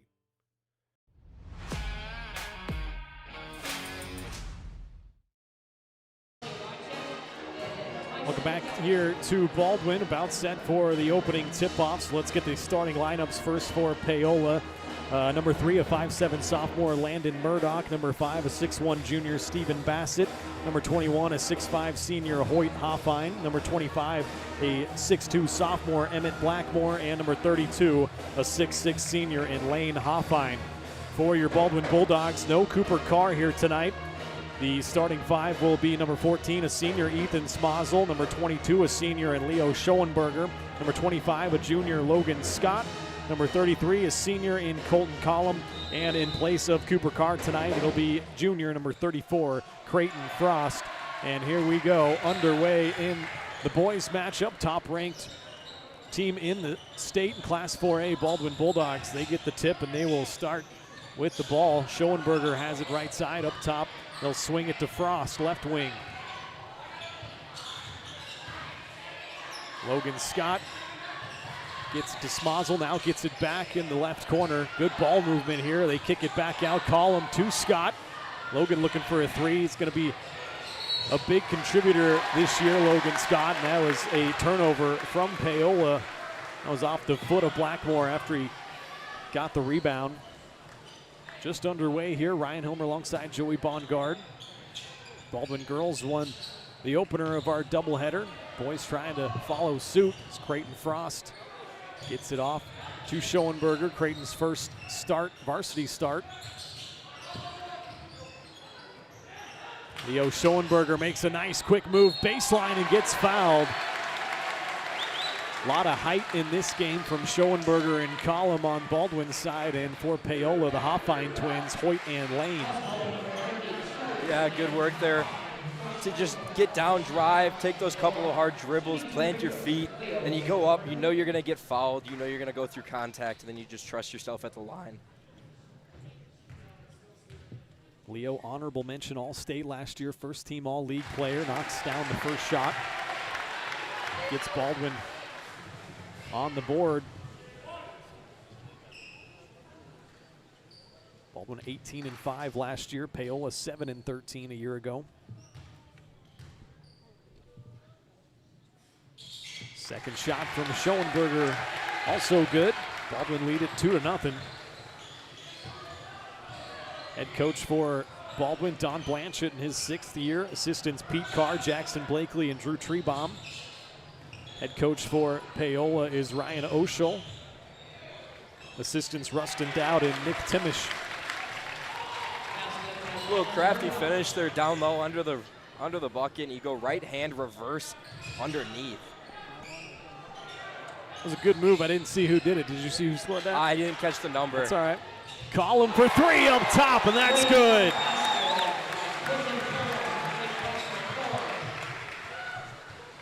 Puts the Bulldogs back out in front, 5-2.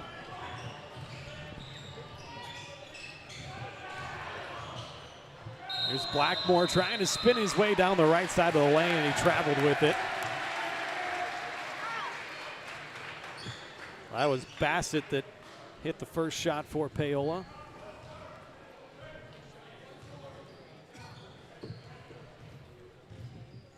Baldwin has won 6 straight games in this matchup. Both of them last year, obviously. Here's Schoenberger up top. Strong drive down the right side of the lane. Kick it out. Ethan Smozzle rattles a 3 out of there. Rebound down to Lane Hoffine, and quickly the other way comes Landon Murdoch. Gets it to Stephen Bassett. The junior drives baseline, trying to get it to Blackmore, and it's intercepted by Leo. Here comes Schoenberger in transition. Gives it off to Colton Collum. Fakes a 3, a good fake. They'll swing it back up top to Leo.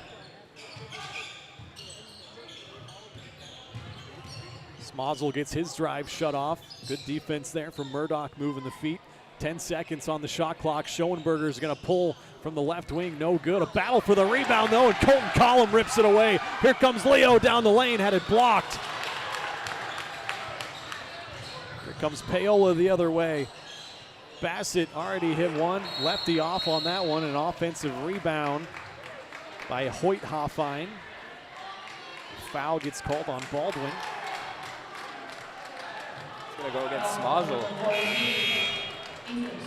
First personal, first team. Foul on the rebound there. 3 subs coming in for Baldwin. It'll be Nick Johnson, Devin Wadle, and Jackson Wheeler. Bassett, mid-range shot, no good, off the mark, and an offensive rebound for Paola. Get it down low to one of their big twins, Hoyt Hoffine, and the foul. You don't really realize it until these guys just get under the rim, but I mean, he's a big body down there. He's skinny, but he's long. Very long. I got him listed at 6'5". I think he's taller than that. Gets the and one to go. The foul was on Jackson Wheeler. Gets the free throw to drop as well. So Hoyt Hoffine has 3 points. Bassett has 2 for Paola, and we are tied at 5.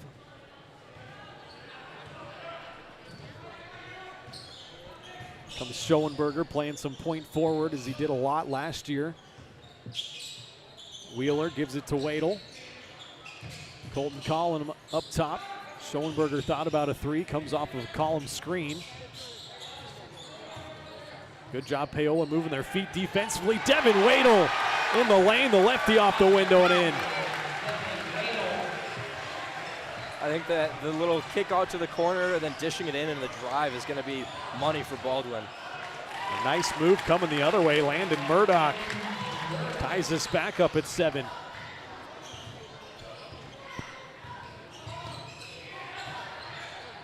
Good ball movement here. Nice pass from Rude to Wadle. Couldn't finish it. Paola down with the rebound. That was Lane Hoffine. He sets a nice screen. Murdoch, a floater, and that's up and in. 4 early points for him, and Paola take their first lead. There's Leo Schoenberger. He's number 3 in career rebounds at Baldwin. Kicks it to Jackson Wheeler. Comes up short on the 3, but Leo tracks down the offensive board. A second crack at it here for the Dogs.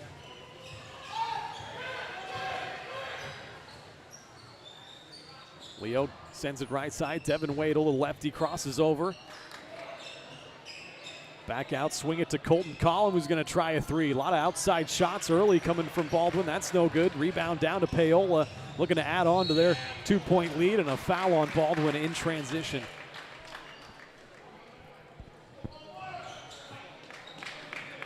I think if you're Paola, that transition offense is really going to get you some points today. It's just going to be catching Baldwin off guard down low. You've got a little bit more size when Baldwin's got a smaller 5 out there. Smozzle and Creighton Frost check back in. Colton Collum takes his seat. Also, I think Jackson Rude out of the game for Baldwin. There's Lane Hoffine. Nice hook shot down low for his first 2. A 6-0 Paola run. They got a 4-point lead right now. Smozzle on the baseline trying to back his way down. Now gets double teamed, needs some help. Wadle came over to help him out, but Baldwin turns it over. Here comes Bassett in transition. A nice pass up ahead to Murdoch, and that's up and in. An early 6-point lead here for Paola. They're on an 8-0 run, and Don Blanchett takes a timeout. Talk things over. I think they got to get that transition defense corrected.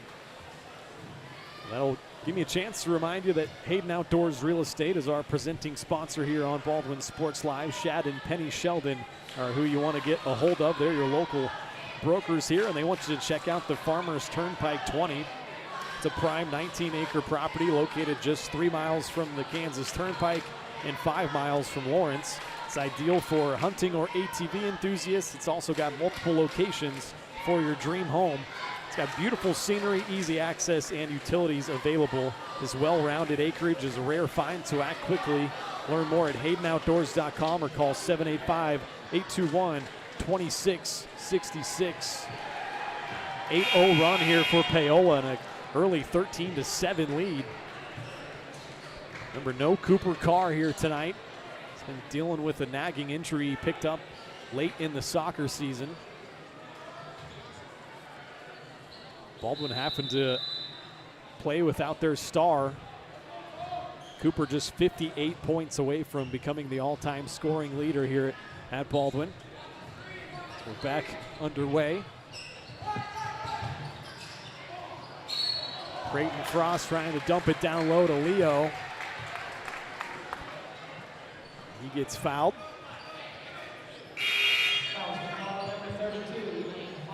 Lane Hoffine, that was on him. That's his second personal foul, so one of their twin towers down low is going to have to take an early seat.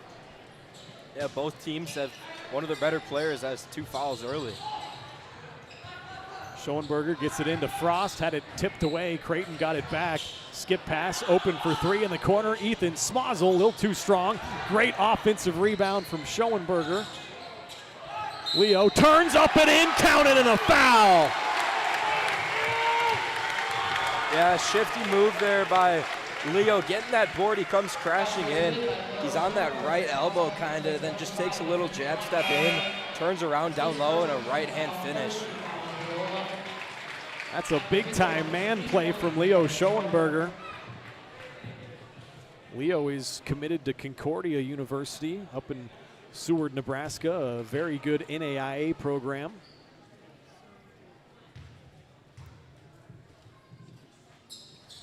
And one free throw is good. 5 points, 2 rebounds in the early going for Leo. Baldwin still down by 3.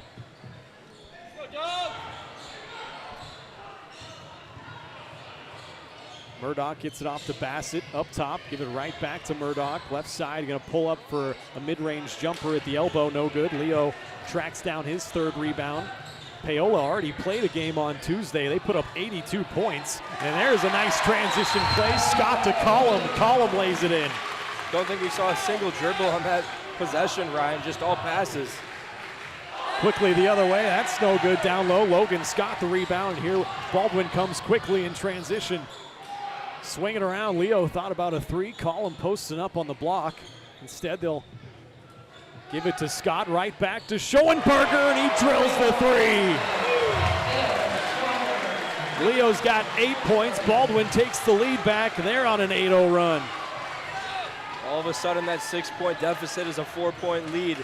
Just goes to show how quickly finishing just gets you right back into it. Second three of the night for Baldwin. Collum's got one and Schoenberger's got one. Leo's going to pick up a cheap foul outside the three-point line.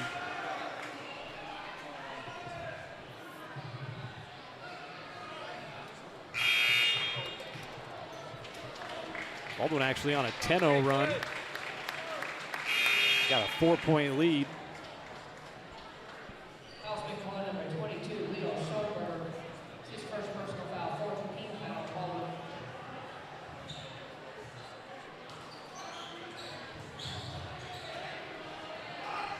First personal on Leo.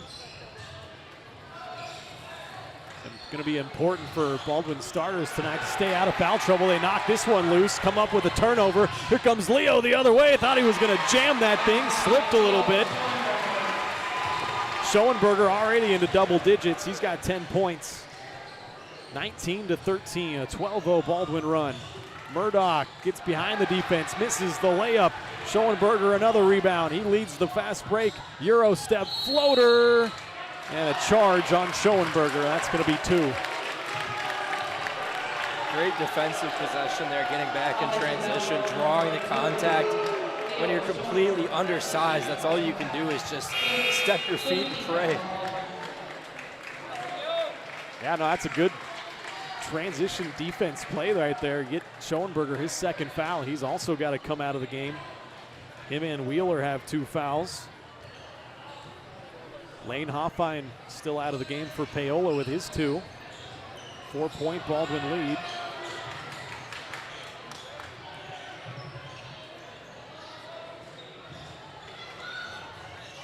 Bassett missed one down the lane. Collum came away with the rebound.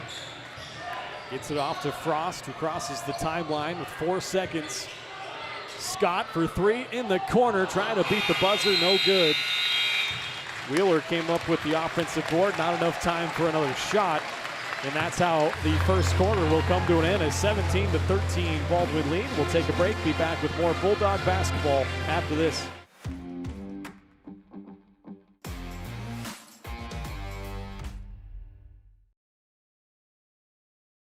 Hayden Outdoors Real Estate has been proudly serving the Midwest since 1976, covering 33 states while producing over $1 billion in annual sales. Shad and Penny Sheldon are some of the top producing brokers from Baldwin, Kansas, selling farms, ranches, rural homes, and recreational real estate throughout Kansas. Their knowledge, passion, and expertise will help make your next real estate transaction an excellent experience. Contact Shad or Penny today by phone at 785-821-2666 or by email at shad@haydenoutdoors.com.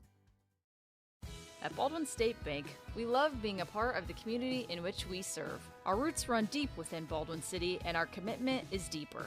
Whether it's that dream house you can't wait to call home or the trust of your personal finances, both present and future, we are here to serve you, our customers, our neighbors. Baldwin State Bank, proud supporter of the Baldwin Bulldogs for 131 years and counting. Come see us downtown or online at baldwinstatebank.com. Member FDIC, Equal Housing Lender.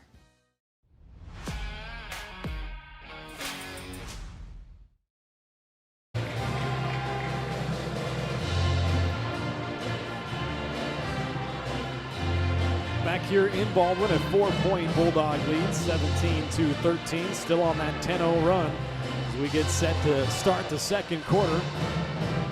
Leo Schoenberger leading the way with 10 points for Baldwin. Collum has 5 and Wadle has 2.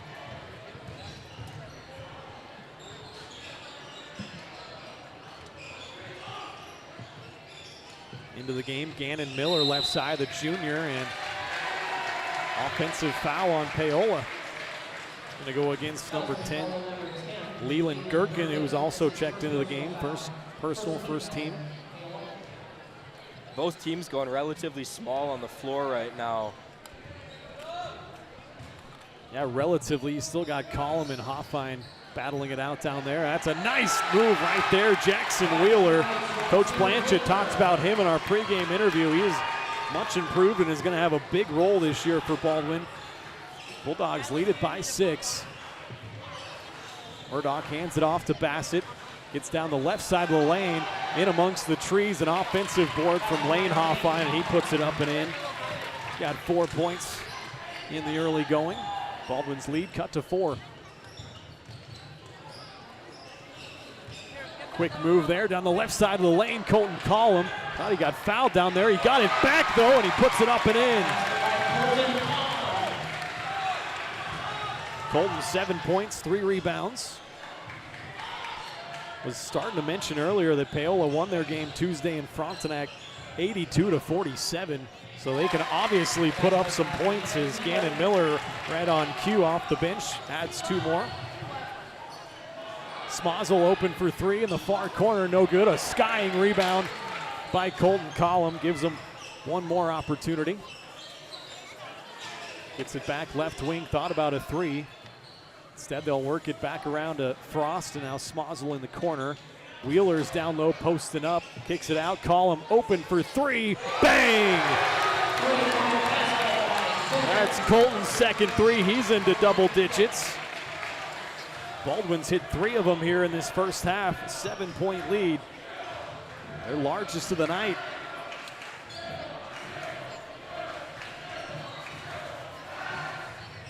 Miller gets it off to Gherkin. Inside, Lane Hoffine.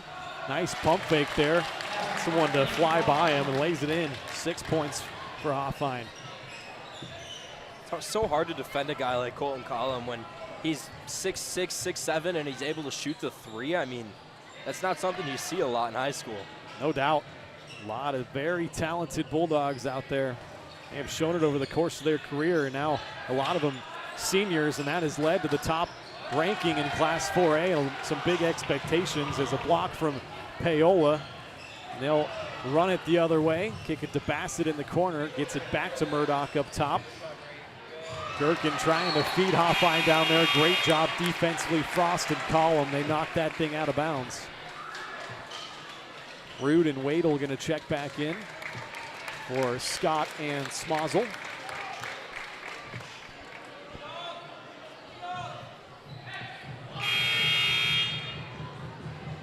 Also checking into the game for the first time, a senior, Homer Rice. Will replace Jackson Wheeler. First time we've seen Rice out there getting some varsity action. Tipped off the inbounds, almost turned over by Paola. Hoyt Hoffine back into the game. Turnaround fadeaway is good. Got it to bounce in there. He's got 5 points now. Cuts the lead to 3 for Baldwin.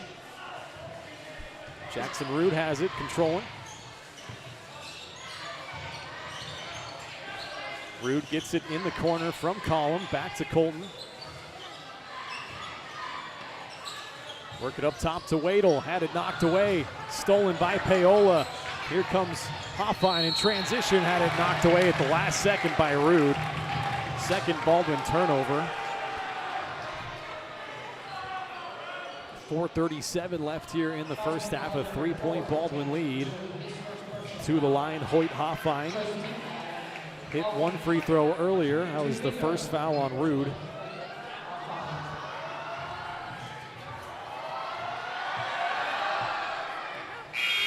First shot's good.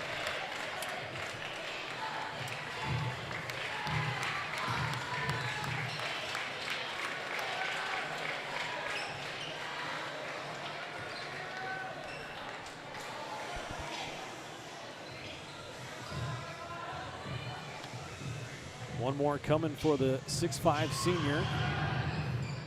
Bounces it in there. He's got 7 points.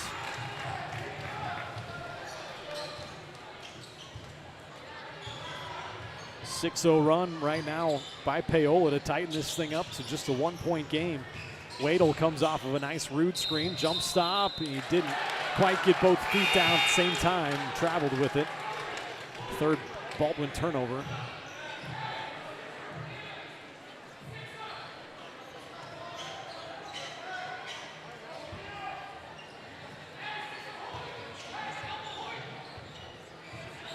Baldwin still nursing that 1-point lead.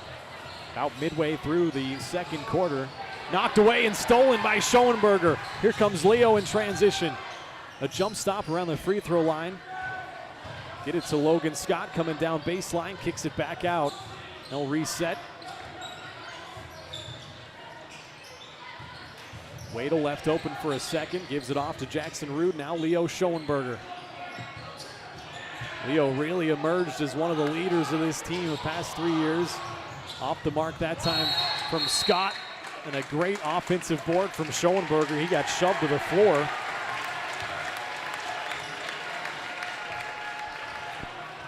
So go against Emmett Blackmore, the sophomore's second personal foul, I should say. Call him back into the game. 4 starters out there along with Jackson Rude.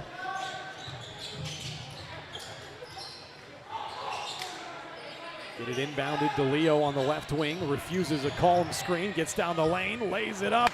A little too strong that time. Miller with the rebound, and here comes Paola. They can take the lead here. Murdoch, a Euro step down the lane, lays it up and in. That's a nice move from Landon Murdoch. Now an 8-0 run has given Paola the lead back, our third lead change of the game.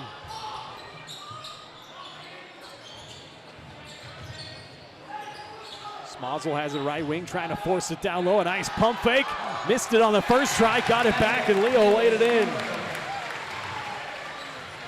Give Leo a dozen and Baldwin the lead back. Student section making some noise for the Baldwin defense. Great crowd on hand here for the season opener. That one way off the mark from Hoyt Hoffine. Rebound down to Schoenberger. He's working on a first half double-double. He's got 12.7 rebounds. Scott gets into the middle of the lane, kicks it out to Jackson Rude, and now Smozzle. Rude open for a second on that right wing.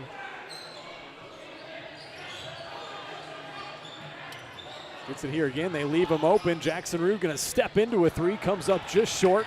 Hoffine a rebound, and here comes Paola. Once again, they can take the lead. Back and forth we go.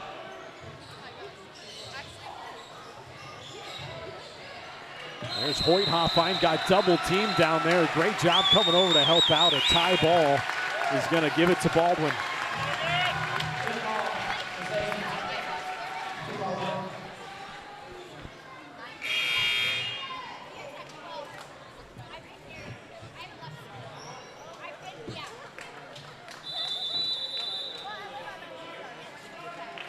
Paola is going to take their first timeout. Once again, I'd like to remind you the Baldwin Sports Live brought to you in part by Rice Precision Manufacturing. They're a family-owned company right here in Baldwin City. They service many different industries, from food processing to heavy and light industrial, oil and gas, and many more. With state-of-the-art machine tools, Rice Precision provides a great work environment that offers excellent pay and competitive benefits. It's the perfect place to start your next career. You can find out more by emailing jobs@rice-precision.com.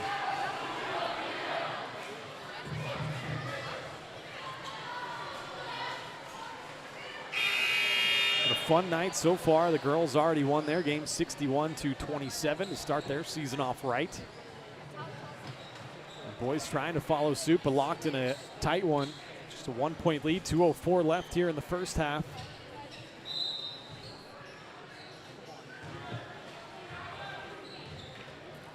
Playing without their leading scorer from a year ago, Cooper Carr.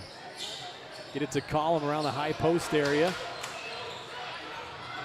Dump it down low on the block. Schoenberger had a dig come down and he got fouled.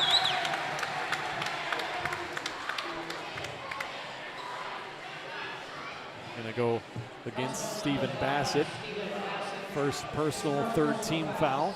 Sideline inbounds here for Baldwin.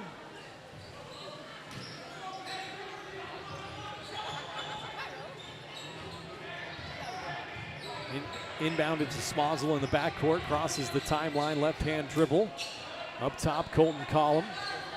Back to Smozzle, tries a long one left side, that's no good. Battle for that rebound, a nice strong one by Murdoch. Paola comes away with it, minute and a half to play. They can take the lead again. Tipped away from Hoffine, able to get it back. Great defense from Leo and Colton there. And Bassett gets down the lane, got fouled. He'll go to the line for 2. Maybe a bit of a late whistle there. I mean, that ball was rebounded on the floor before it's called, but chance for Paola to take the lead, and we've seen it die down a bit in terms of scoring. Yeah, it was back and forth there for a while, and then Paola goes on that 8-0 run. Take the lead back, and now we are tied up at 26. Bassett knocks down the first shot. He's got 3 points here tonight. Our 4th tie of the game. We've had 4 lead changes as well. Short on the next one, and Wadle comes away with the rebound. Tied up at 26, approaching a minute to play here in the first half. Schoenberger trying to get down the right side of the lane. He was fouled. Hand check. Going to go against Leland Gherkin, second personal. If there's something Baldwin's done really well this second quarter, it's been staying out of the foul trouble. Yeah. We saw Leo go down early with 2. They got to play great defense without fouling, and they have done just that. Leo kicks it to Wadle in the corner, the lefty. In and out on the 3, rebound to Paola, and here they come. Under a minute to play in the first half. Bassett takes a jumper right side, no good. Rebound batted around down to Creighton Frost. Oh man, and a careless turnover there as Scott gave it to Schoenberger.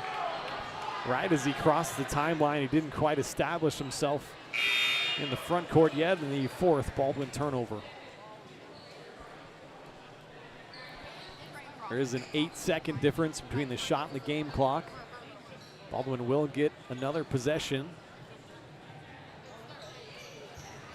Both teams with 4 timeouts left.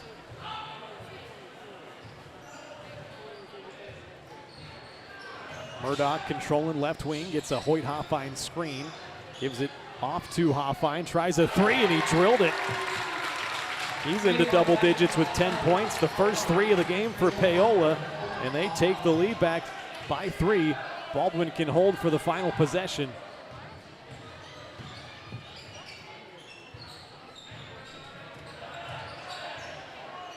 Ten seconds now. Wadle has it right side. Come off a column screen. Now reverses course. 6 seconds. You got to go. Pump fake. Wadle going to put it up from the top of the key. No good. Rebound down to Paola. And that is how the first half ends, with a 3-point Paola lead. They end the half on a 12-2 run.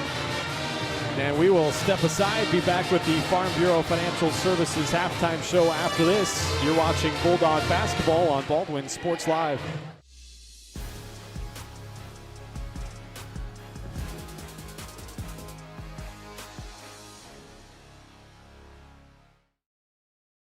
Kelly Neufeld and his team at Farm Bureau Financial Services are there to help you prepare for the unexpected and protect your future. With customized insurance plans and comprehensive financial planning, Kelly and his team will help increase your confidence in your overall financial well-being. Come meet the team at their new office in downtown Baldwin City at 714 8th Street, or give them a call at 785-594-1055 to set up a meeting with Kelly Neufeld at Farm Bureau Financial Services in Baldwin City. It's your future. Let's protect it. Charlie was born at LMH. We had a great team of nurses. Not only did they check in on us regularly, they always asked if we had questions, always made sure that we understood what was going on. I cannot say enough wonderful things about the labor and delivery, family birthing, and mother baby care team at LMH Health. We had to put our entire trust into their hands, and just everyone was so friendly and so supportive. At Fort Scott Community College, we understand that a scary part of figuring out your future isn't only answering the question, what should I do, but where do I belong?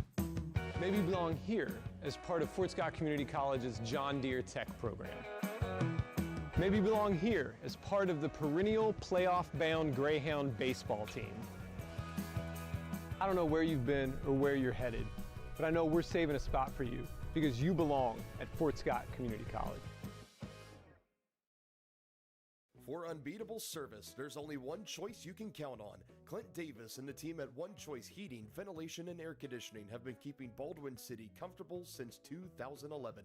Whether you need quick repairs, seasonal maintenance, or a brand new system, Clint and his team have you covered.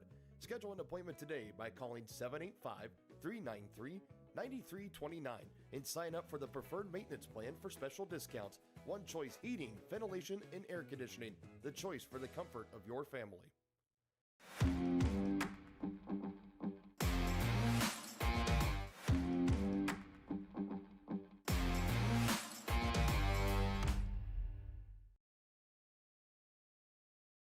At Fort Scott Community College, we understand that a scary part of figuring out your future isn't only answering the question, what should I do, but where do I belong? Maybe you belong here, studying animal science or learning about farm and ranch management.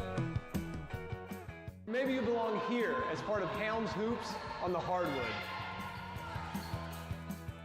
I don't know where you've been or where you're headed, but I know we're saving a spot for you because you belong at Fort Scott Community College. Charlie was born at LMH. We had a great team of nurses. Not only did they check in on us regularly, they always asked if we had questions, always made sure that we understood what was going on. I cannot say enough wonderful things about the labor and delivery, family birthing, and mother baby care team at LMH Health. We had to put our entire trust into their hands, and just everyone was so friendly and so supportive.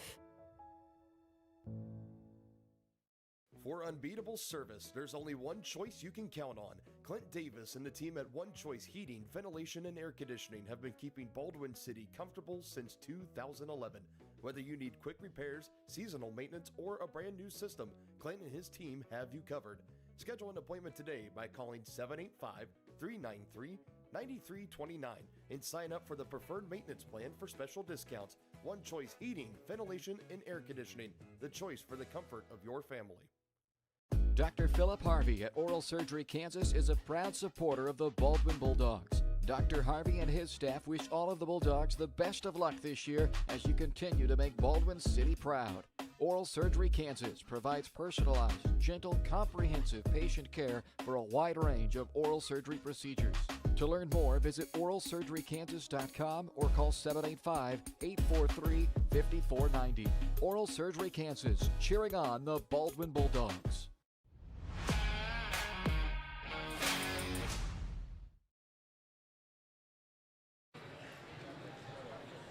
Welcome back here. It is halftime of the boys game. 29-26. Paola leads it.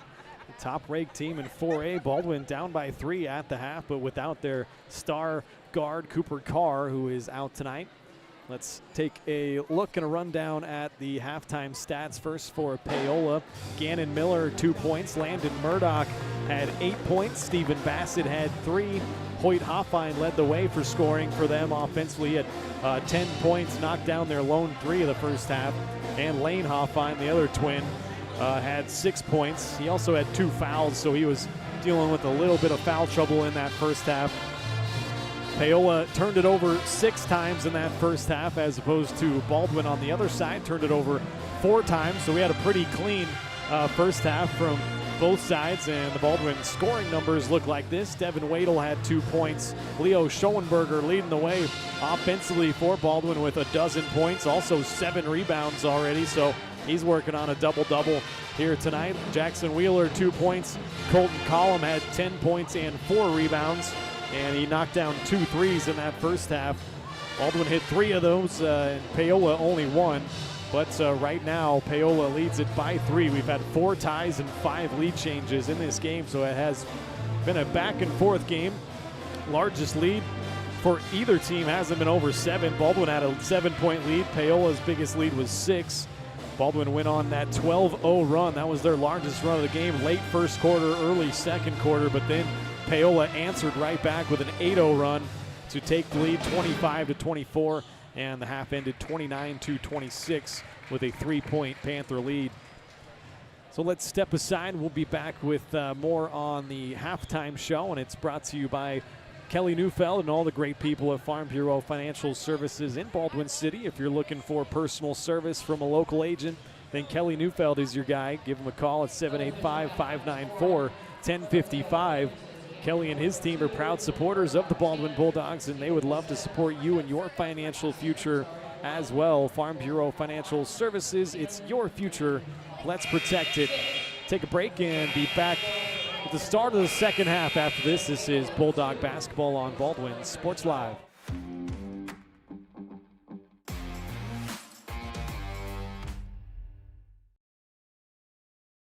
Trindle Lumber Company is the go-to stop for every do-it-yourselfer and professional contractor. They carry a wide variety of plumbing, electrical, and hardware products, along with a vast selection of windows, doors, and paint. Their full-service drive-through lumber yard has what you need for every project and offers free estimates and professional delivery. At Trindle Lumber Company, you get the right products with the best service. Stop by at 1516 South Main in Ottawa or call 785-242-8144. Charlie was born at LMH. We had a great team of nurses. Not only did they check in on us regularly, they always asked if we had questions, always made sure that we understood what was going on. I cannot say enough wonderful things about the labor and delivery, family birthing, and mother baby care team at LMH Health. We had to put our entire trust into their hands, and just everyone was so friendly and so supportive. At Fort Scott Community College, we understand that a scary part of figuring out your future isn't only answering the question, what should I do, but where do I belong? Maybe you belong here, preparing for a career in healthcare as part of Fort Scott Community College's nursing program.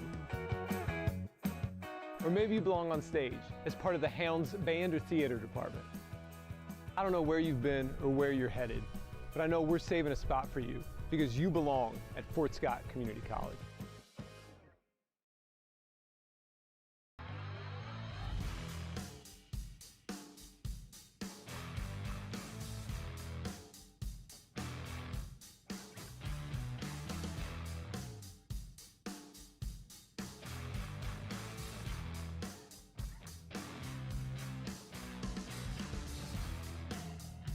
See the full lineup at hersinc.net. Call 913-247-3530 or just stop on by.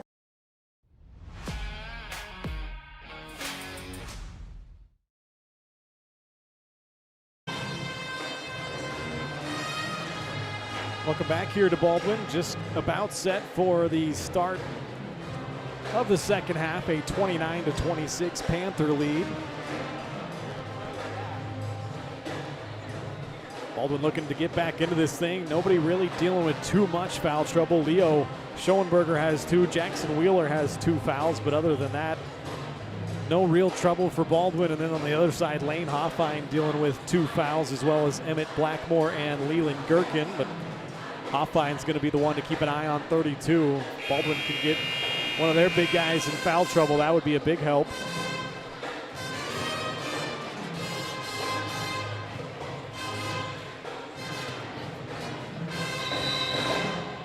I think Max perhaps lies about the height for some of their tall guys. I think I got one of them listed at 6'8". That may be a little generous. Yeah, I mean, they're tall. Don't get me wrong. I think the guys can put it in themselves. Yeah, that's fair. In that case, I'm like 6'3". Off on the 3 was Bassett, an offensive rebound from Lane Hoffine. Hoyt almost turned it over, and now Paola does turn it over. Here comes Baldwin in transition. Schoenberger through some contact, no call. Couldn't finish it. It's the first turnover by Paola here in the second half, and now a foul on the other end. I think that's going to be on Logan Scott. I thought it was Creighton Frost. That is, you're right. Scott had a clean block there. He just slammed that ball down into the floor, but Frost got a little bit of the arm on the way up, and that's what they saw. It's the right call. Paola already with that 3-point lead, and Murdoch to the line for 2 and knocks down the first shot. He's got 9 points, getting to double figures with the next one. He's had a quiet 9, too. Yeah, he had a great start to the game. He had, I believe, first couple baskets. I guess Bassett had one early, but he had a great first half. And now into double digits. 5-point Paola lead. Their largest has been 6. Baldwin got to try to get back into this thing. Got 4 ties and 5 lead changes. They'll try to get it to Collum on the block. Left-hand dribble, trying to turn over and power it up. He couldn't have had it knocked away and a turnover. Now batted away. Baldwin almost got it right back. Here's Murdoch left side. Nice bounce pass into Lane Hoffine, and he got fouled down low. Murdoch making some plays offensively for them.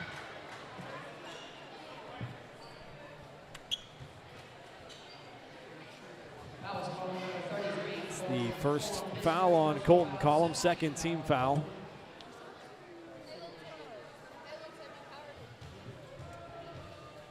Lane Hoffine's first trip to the line. He knocks down the first shot. Got 7 points tonight.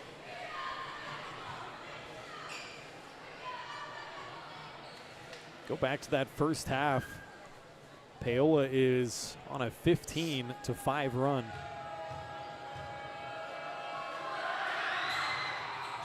Both shots good.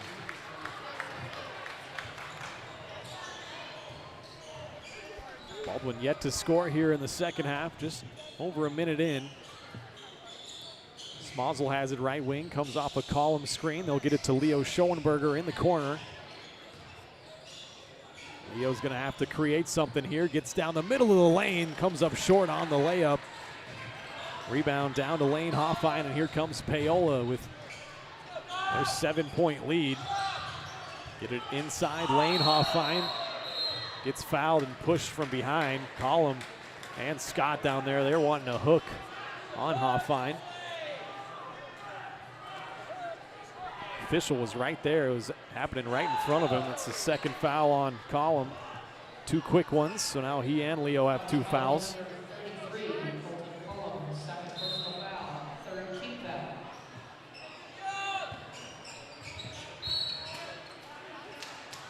Was that tipped off the inbounds?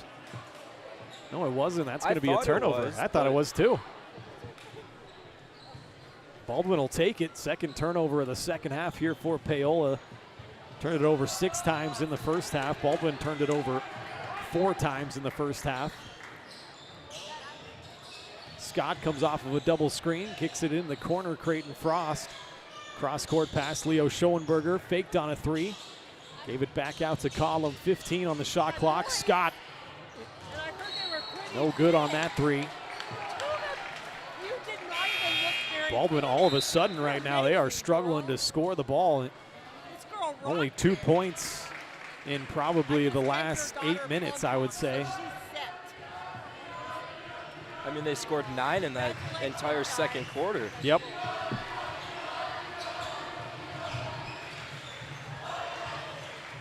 Here's Paola trying a backdoor bounce pass. That was dangerous. That got turned over. Logan Scott came away with it. Almost turned it right back over. They bounce it into Wheeler. They got that rejected by Hoffine. Has to kick it out to Logan Scott. Now Leo attacks from the right wing. Up and no good, but a foul will send Schoenberger to the line. That's what Baldwin's going to have to keep doing, attack the rim. Some of these outside shots are not falling right now. First team foul, the 3rd personal foul on Emmett Blackmore. Schoenberger to the line, 3 of 3 already tonight. He's got 12 points and 7 rebounds. Adds 1 more. That halts an 8-0 Paola run going back to that first half. expanded out even further. It was a 16-5 run. Rattles in the second shot as well. Leo's got 14 points, 5 of 5 from the stripe. Baldwin down by 5. Quick move by Murdoch. Wow, look at that quickness. Lays it in with the right hand. Give him 12 tonight. Lead back out to 7, their largest of the game. Matches their largest, I should say.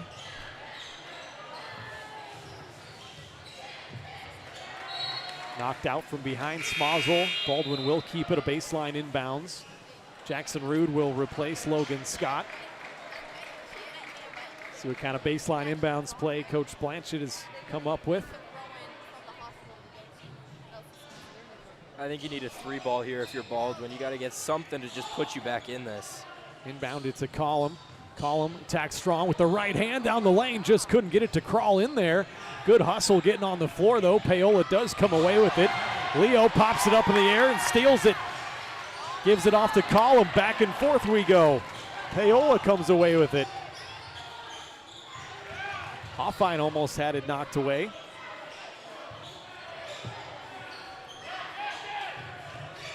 Gets it to Bassett, left side. Intensity picking up defensively for Baldwin. Murdoch for 3, far side, no good. Jackson Rude, the rebound. Baldwin desperately needs to find some offense.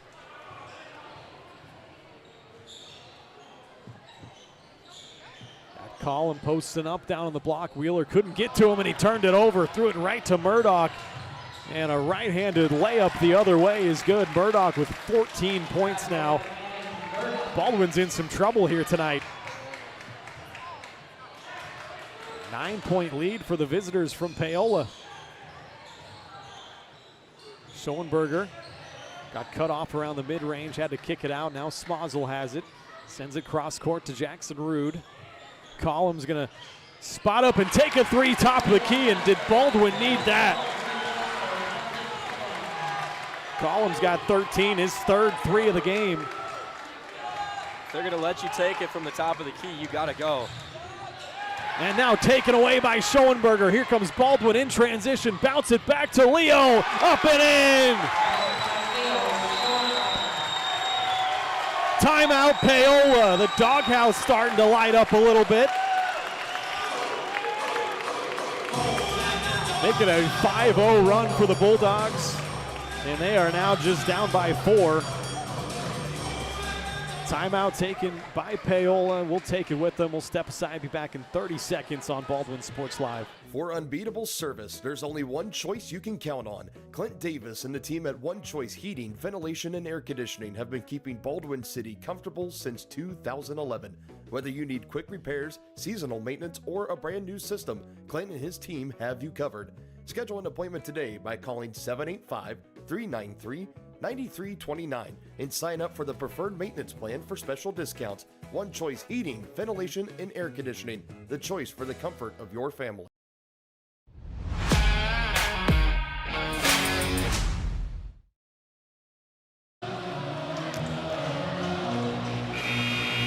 Welcome back inside the doghouse. Play starting to jump a little bit now as Baldwin, a quick 5-0 run, have gotten themselves back into this thing, down by 4. Schoenberger leading the way with 16 points. Collum has 13. Nobody else has more than 2. Wadle has 2. Wheeler has 2. It has been the Leo and Colton show. Comes Paola out of the timeout.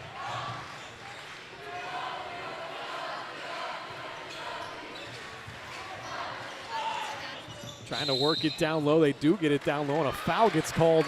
I think that's going to go against Collum, and it is. That's going to be his third. Now Colton's got to be careful. 3:07 left here in the third quarter. Do not want to pick up a fourth. Coach Blanchett going to leave him out there. Work it inside lane. Hoffine backing his way down. He's going to go to the right-hand hook shot. Still spinning around. 3 in the lane. They turn it over. Make it 12 for the game. Great defense down low from the Dogs that time. Now a chance to draw even closer, extend that 5-0 run.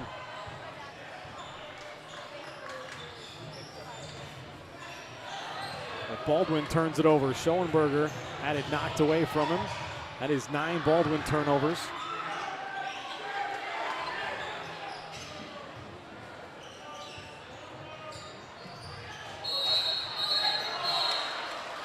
They're going to get a foul away from the ball. Is that going to go against Leo?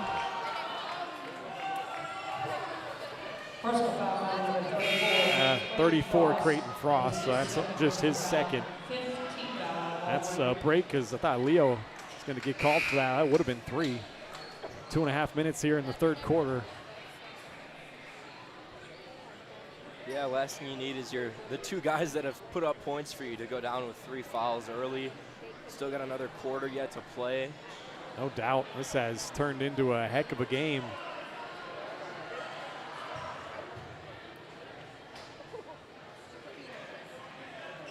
A little bit of confusion here with the substitutions. Coach Blanchard wants an explanation, as do I.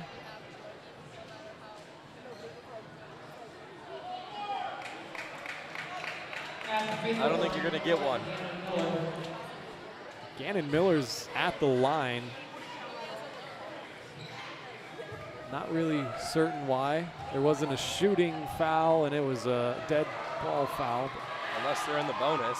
No, they're definitely not. I mean, well, okay. That's 5 team fouls. My mistake. It's the first game. We're getting all the kinks worked out.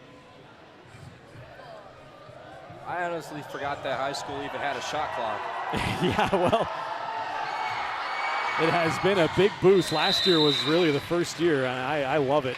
You don't see teams just running out the last 7 minutes of the clock when they're ahead anymore. I was going to say, I've never been to a high school game with a clock, so yeah. And it's 35, and I took some adjusting to in that first girls game. So yeah, that is 5 team fouls on Baldwin. That's why they were in the bonus. Baldwin down by 6. Call him a big 3, all rolled in and out. Dogs could have used that. Instead, here come the Panthers up by 6, looking to add on. Blackmore getting into the lane, had it knocked away. Lane Hoffine came up with it. Murdoch come running down the lane, and a quick jump ball call. I thought Collin ripped it away, but either way, Baldwin going to take possession off of the arrow. If there's anything I've noticed since I got here, it's that these officials are really quick to call that jump ball. Yeah, no doubt. Frost crosses the timeline. 1:45 left here in the third quarter. Comes off a column screen, gives it back to him. Colton with 13 points tonight. Kick it out. Creighton Frost set his feet for corner 3. That came up short. Here comes Paola in transition. Murdoch a Euro step, and he got fouled. And Landon Murdoch, 5'7" sophomore. He has been very good here tonight. He's got 14 points. Going to the line, could add 2 more. Second foul on Rude.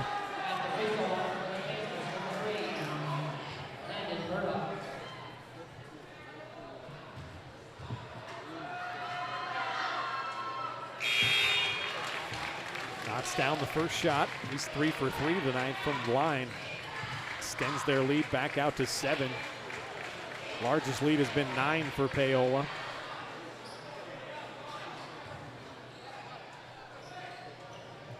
You got to think it's a matter of time before someone on this Bulldogs squad gets a bucket to go. I mean, they can't buy one right now. And now an offensive rebound from Lane Hoffine. Tried to put it up again. Now a battle for it on the floor. That'll be another jump ball, and it'll stay with Paola this time. You don't see often Baldwin getting kind of beat around on the boards, but the Hoffine twins are putting in some work.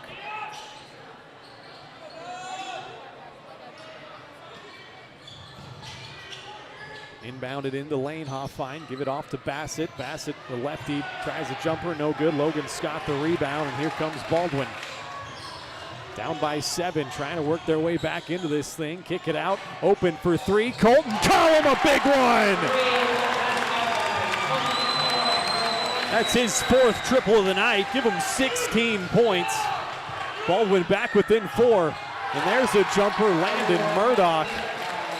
Answers with a 3 of his own. Give him 18.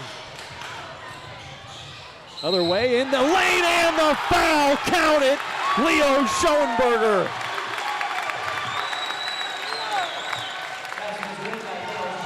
That's just a crazy sequence. You get the 3 on one end to another 3 on the other side, going on a bit of a fast break. And then Baldwin doesn't slow down after getting it put right back. Schoenberger just drives right-hand finish through contact. He's done it so well tonight just when he gets going downhill.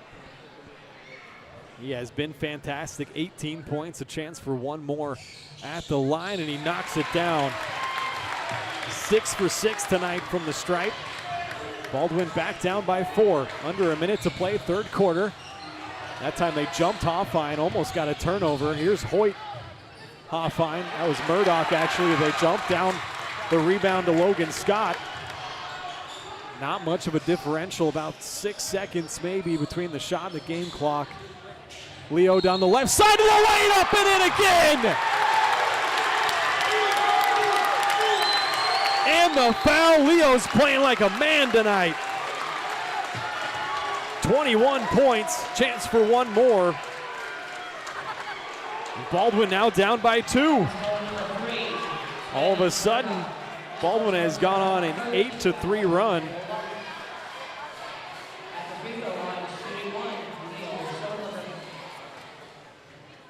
Took a couple possessions, but Schoenberger again, back-to-back, where he's able to go down with a full head of steam, this time on the left side, and he just gets that little finger roll down there off the glass. Free throw is good, 22 points for Leo. Baldwin now just down by 1. Shot clock is turned off. Here comes Paola. They can hold for the last shot of the 3rd if they want to. Bassett left side, the cry is defense from the crowd.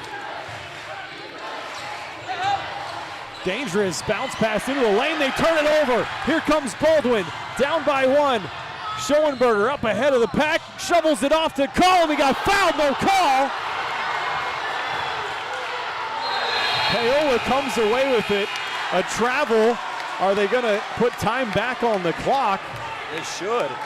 That whistle came before, and now the official's coming in. He's going to halt everything.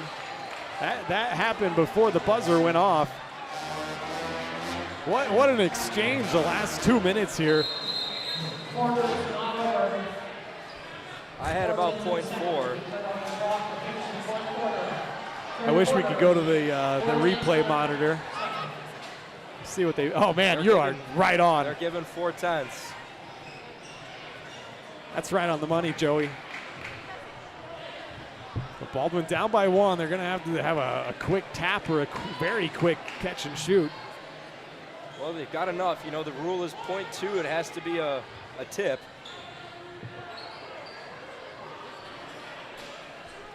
Chance to take the lead going into the 4th quarter. They can get a quick one. Into Collum, he's not going to get that shot off. He did make it, however, somehow. There's no way they're going to count this. There's absolutely no way.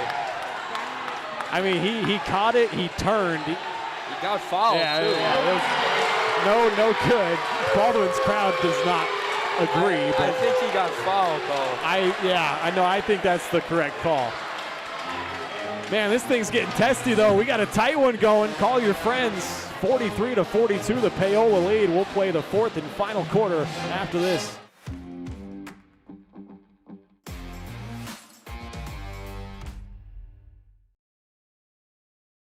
Kelly Neufeld and his team at Farm Bureau Financial Services are there to help you prepare for the unexpected and protect your future. With customized insurance plans and comprehensive financial planning, Kelly and his team will help increase your confidence in your overall financial well-being. Come meet the team at their new office in downtown Baldwin City at 714 8th Street, or give them a call at 785-594-1055 to set up a meeting with Kelly Neufeld at Farm Bureau Financial Services in Baldwin City. It's your future. Let's protect it. At Fort Scott Community College, we understand that a scary part of figuring out your future isn't only answering the question, what should I do, but where do I belong? Maybe you belong here, studying animal science or learning about farm and ranch management. Maybe you belong here as part of Hounds Hoops on the hardwood. I don't know where you've been or where you're headed, but I know we're saving a spot for you because you belong at Fort Scott Community College.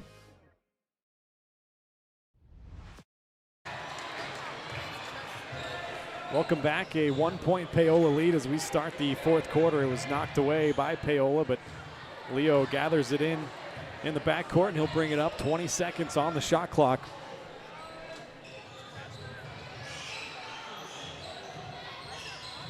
Leo got shut off, trying to get down the left side of the lane, gets it back from Collum. Now gets into the lane, gets it up and in! His third and one! In just about 5 minutes. Leo playing like a man possessed out here tonight. He has tied his career high of 24. Baldwin has also taken the lead back. He can add one more from the line. That's 3 and 1s and as many shots as he's taken. His last 3 have all been and 1s. Yeah. Playing like he's possessed, like I said. That was also the 4th personal foul on Emmett Blackmore, so he's got to come out of the game. And is he 7 of 7 from the line, or is he 8 of 8? So far, he's about to be 8 of 8. I knew I wouldn't jinx you, Leo. New career high, 25 points from Schoenberger, and a 2-point Baldwin lead, our 6th lead change of the night, and a timeout, a full timeout taken by Paola. We'll go ahead, take a break with them, catch our breath, and come back with more exciting Bulldog basketball. This is on Baldwin Sports Live. Charlie was born at LMH. We had a great team of nurses. Not only did they check in on us regularly, they always asked if we had questions, always made sure that we understood what was going on. I cannot say enough wonderful things about the labor and delivery, family birthing, and mother baby care team at LMH Health. We had to put our entire trust into their hands, and just everyone was so friendly and so supportive.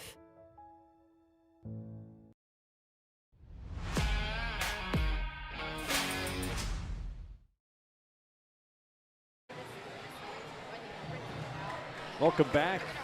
Inside the doghouse, the Bulldogs have rattled off a big 9-0 run, and they have taken a 2-point lead here early in the fourth quarter. Been an exciting back and forth game so far. Paola had a 3-point lead at the half. We've had 4 ties, 6 lead changes. Here we go, out of the timeout. Panthers will have a sideline inbounds. Get it up top to Murdoch. Murdoch working on a great game. He's got 18 points. Got knocked to the floor, and now a jump ball. That'll keep it with Paola. Great job, Ethan Smazel. It's one of those roll hustle players that Smazel, you'll always find him getting on the floor.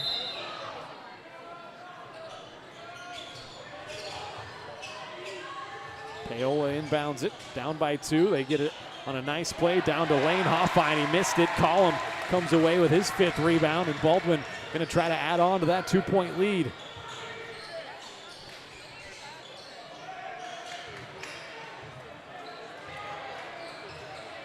Schoenberger has it up top, directing traffic, bounces it to Creighton Frost. Frost, step back, that's going to be a 2. Foot was on the line, but no good. Rebound down to Paola, and another quick jump ball is going to give it back to Baldwin. That really went in Baldwin's favor. I thought they were going to get him with a foul there. And the officials are talking about it down low. That's not good. Okay. I thought for sure he'd get hit with a foul. There was 2 different guys holding on to that.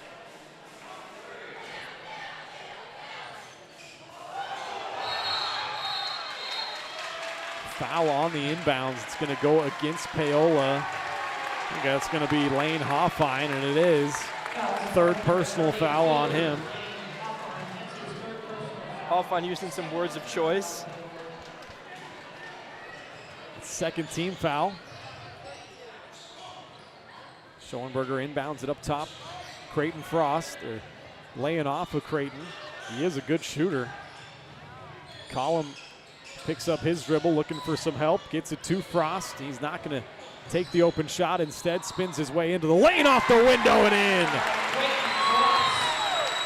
Frost's first points of the night. An 11-0 Baldwin run. Have a 4-point lead now.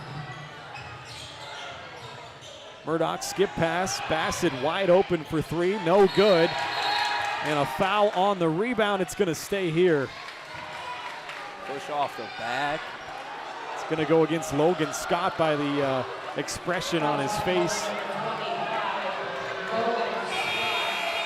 Second personal foul for Logan. First team foul. 4-point Baldwin lead with 6:16 left here. An exciting opening night. Tap it right back to Blackmore. Blackmore back out there with his 4 fouls, number 25. Here's Lane Hoffine trying to back his way down, working against Collum. Great defense, and Colton comes away with a big rebound. Colton has 16 points, 6 rebounds. He's also tied his career high, as has Schoenberger. He's set a new career high. Smazel missed a 3 in the corner. Scott thought he got fouled on the rebound, but here comes Paola in transition. Murdoch down the lane, had it blocked by Schoenberger. 3-on-2 for Baldwin the other way, and a timeout taken by the Bulldogs. What an exchange there, and a great defensive play from Leo.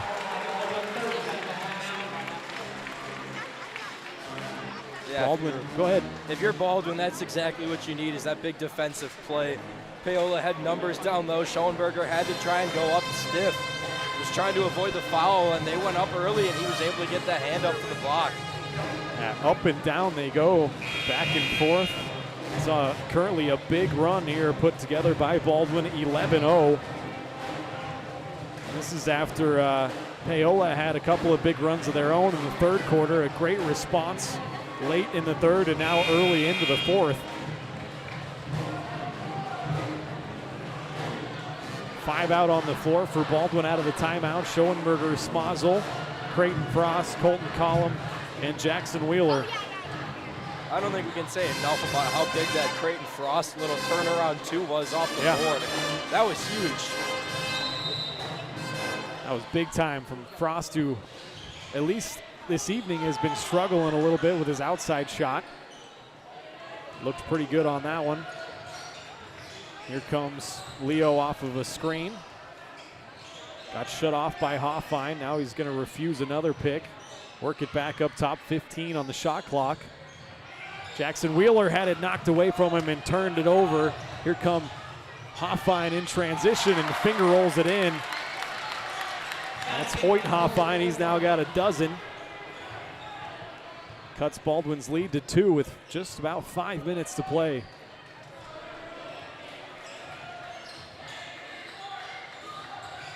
Schoenberger gets it back from Frost for 3. Just a little strong, no good. Rebound down to Bassett, and a foul on Collum, who was going after that offensive board. That's going to be number 4 on Colton. Second team foul.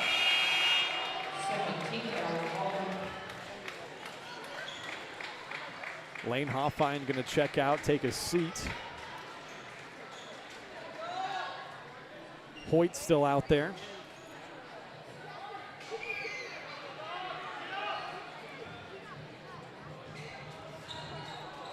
Two-point Baldwin lead.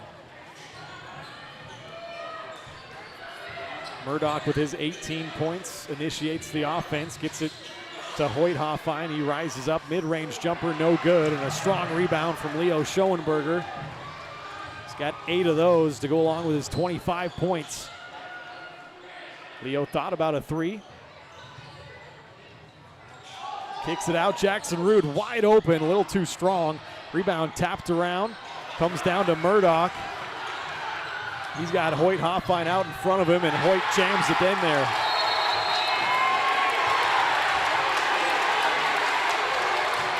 They tee him up. I think he got hit with a technical for hanging on that rim. Ooh. Wow, what a break for Baldwin there. I thought that was just kind of a big jam. I think it's a little bit of both. It was a big jam. But yeah, it's a little touchy for me.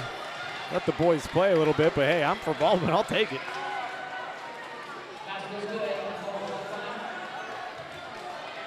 So they do tee up Hoyt Hoffine. That's going to be his first personal foul.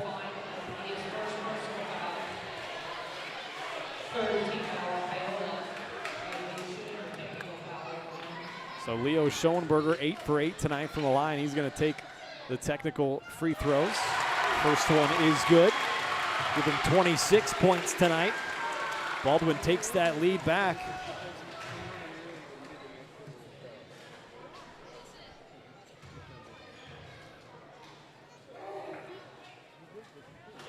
Second shot, no good, but 90% isn't bad, 9 for 10. Baldwin gonna have a 1-point lead and the basketball, 4:14 left. I'd love to see Colton take another three here. Get him somewhere on the outside, let him take something from maybe a wing. You'd like to see him get going a little more too. He's got 16 points, he's had a good game. Smazel from the corner for three, and that lights up the doghouse. Smazel's first points of the night. Baldwin now with a 4-point lead. The Dogs have hit 6 threes here tonight. Get it into Hoyt Hoffine. He's working over his right shoulder, and a left hook off the glass is good. Got 16 points. Cuts Baldwin's lead to 2. It's a nice move working in there on Collum. Good defense.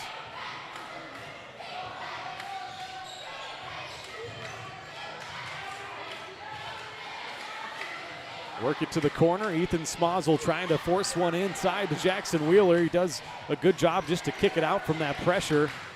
Now Collum, here's your three in the right corner, just a little strong. Ethan Smazel, a huge offensive rebound. He finds his outlet with Collum. Collum gets into the lane. Looked like he got fouled, no call. We'll play on. Here comes Paola, and that's going to be a foul call. That's a late whistle against Schoenberger. That's going to be number 4. I got him at 3. I think that's 3.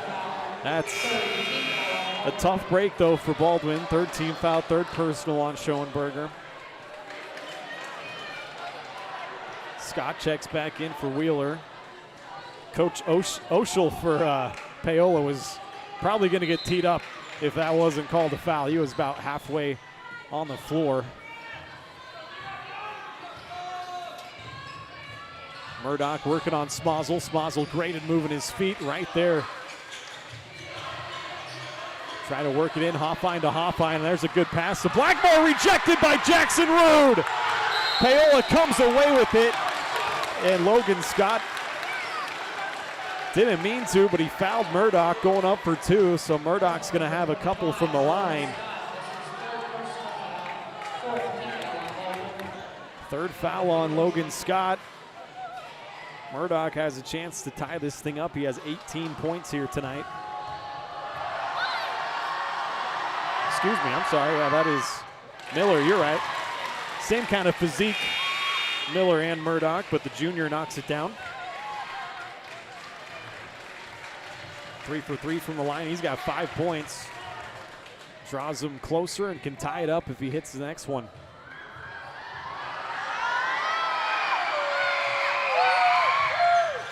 No good, but an offensive rebound down to Hoyt Hoffine. Gets it to Blackmore on the inside, and he gets fouled by Logan Scott. Scott just came in, and he's kind of playing hack-a-shack. I mean, back-to-back possessions, just 2 fouls, and neither of them really necessary. Yeah, he kind of just got to go straight up, force it into it. It was going to be a tough opportunity anyway. But now Emmett Blackmore, the 6'2 sophomore, to the line for the first time tonight. He's scoreless.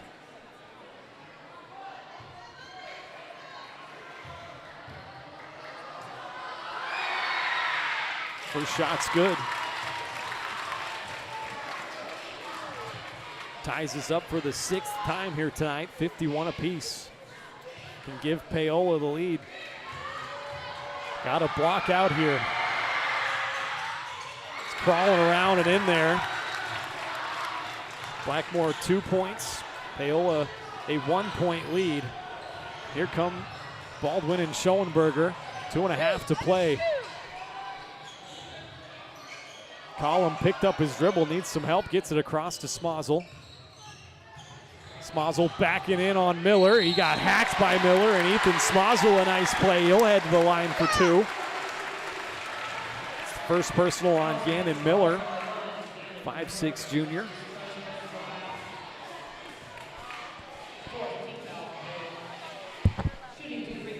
Smozzle to the line for the first time tonight. He hit a 3 for his 3 points. Senior, no good on the first shot.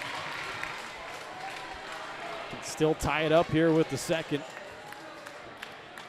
Miller checks out, Bassett back into the game for the Panthers.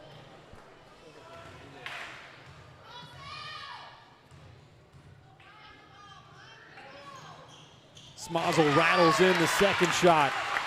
Ties us up at 52. Our 7th tie of the game. Here comes Paola approaching the 2-minute mark. Bassett trying to get down the lane. Did he get fouled? No, he traveled with it. The 15th turnover for Paola. Baldwin will take it.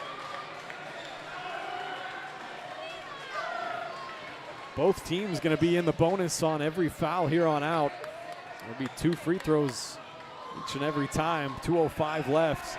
We are all tied up at 52 apiece. This has been a whale of an opening night for Baldwin. Playing without their star, Cooper Carr. Schoenberger and Collum have stepped up big time. Scott hands it back to Frost. Creighton picks up his dribble. Skip pass now to Logan Scott. Gives it back to Creighton for 3 in the corner. A little bit short that time. And Hoffine gets the rebound and a foul gets called. Oh man, that's not what you want. We're gonna talk about it. They call a timeout before the foul. All right, we'll take it. I think they were worried about a jump ball getting called there. It's going to be their second to last timeout. They'll have 1 remaining. Does Paola. A reminder, we'll have our hometown construction post-game show coming up after this game. We'll also hand out our Player of the Game award brought to us by Farm Bureau Financial Services. Wonder who that's going to. Yeah, I mean, it's between a couple of guys right now, Leo and Colton, but I mean, Leo, he has been a man tonight, a new career high. He's got 26 points, 8 rebounds as well, so a couple of boards away from a double-double here on opening night. He's only got 1 board in the second half. It's been pretty quiet here in the second half. I mean, all those and ones, rebounding wise, rebounding wise. All those and ones, you don't need the boards. Yeah. He's just finishing. Yeah, he's been finishing through some contact. Has been leading the way here. Paola going to take it out of the timeout. 1:40 to play. We are tied up at 52.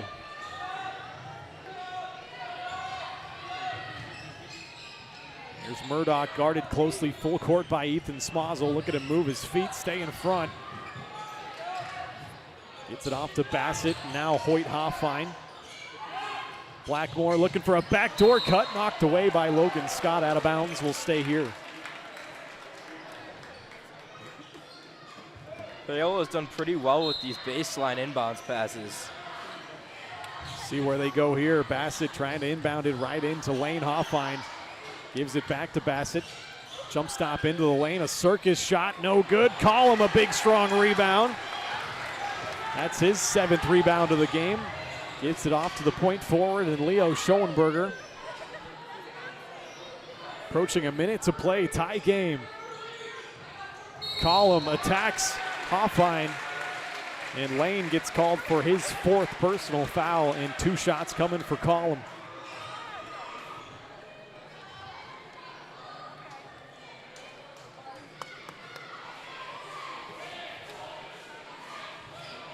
60 seconds left. Collum can put the Bulldogs back out in front. Number 32. His fourth personal foul.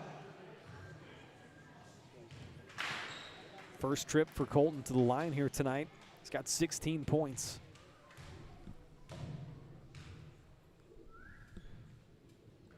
Little bit too strong.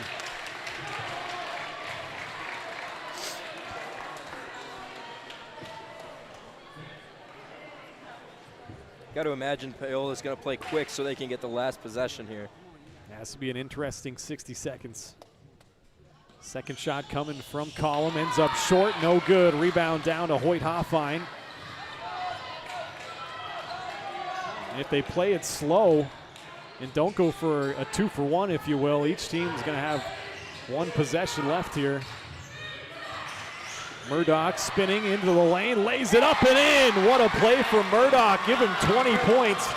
2-point lead now for Paola. Baldwin still has 3 timeouts if they want to talk about it.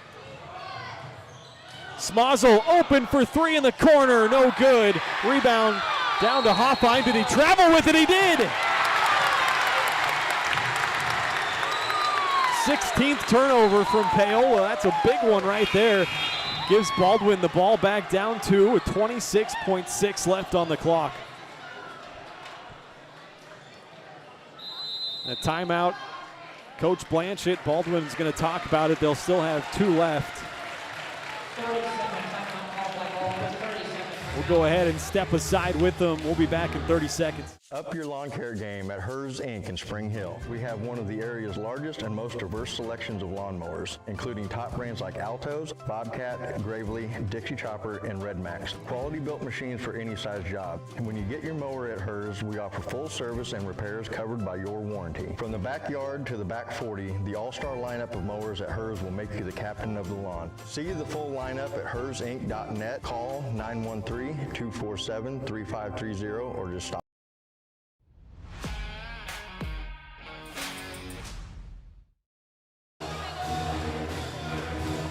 Back here in Baldwin, a exciting finish coming here. Down by 2 are the Bulldogs.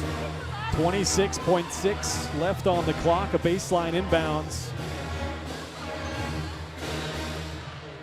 Beaten Paola 6 straight times. The Panthers have been putting up one heck of a fight here tonight. Nice inbounds play. They get it into Collum. He can't finish on the lay-in. Rebound batted around and out to Paola. They got a foul. The shot clock is turned off, and they will foul. Nope, we got a timeout from Paola before the foul. That'll be their final timeout. But man, that was a great inbounds play. They got Collum the look they wanted right on the block, and he just couldn't finish the lay-in. Yeah, I think the thing with Collum is he just hasn't been successful down low. I mean, we've seen him hitting the threes all night, but down low has really just only been Schoenberger, and if that's not the guy down there, you're not going to have somebody else succeed through contact. So Baldwin down by 2 now, 17.8 seconds left. You're going to have to foul. In terms of who you want to foul, well, Paola, they've only missed 3 free throws here tonight. Miller's 3 for 4, Murdoch 3 for 4, Bassett 1 for 2. Hoyt Hoffine 3 for 3, Lane Hoffine 2 for 2, and Blackmore is 2 for 2. So some pretty good free throw shooters. Obviously, first you're going to try to get a steal, but you got to try to prolong this game as long as you can. Yeah, and you don't have possession arrow either, so got to foul someone that you think you can maybe get a miss out of, and then you go for a quick 2 or a 3.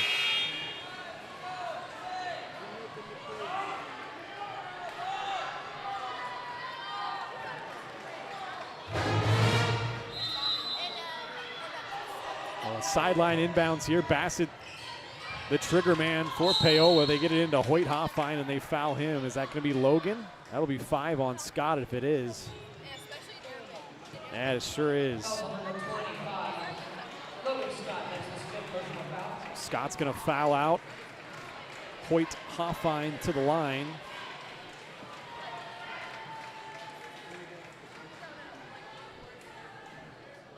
See who they get to replace Scott here. Coach Blanchett wanted a bit of an explanation. And it'll be Jackson Wheeler that gets the call, and also Devin Wadle's going to come in for Ethan Smozzle. Some size out there for the board. Yeah, Wadle's also a really good shooter, the lefty. 2 shots coming here.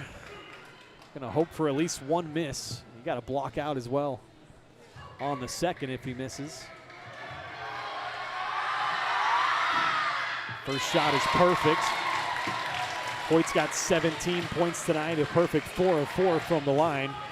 Gives Paola a 3-point lead. Really got a box out here.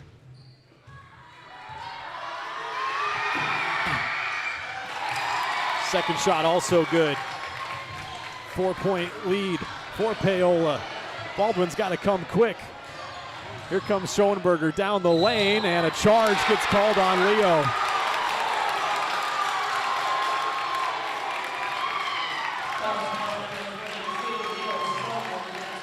Fourth personal foul.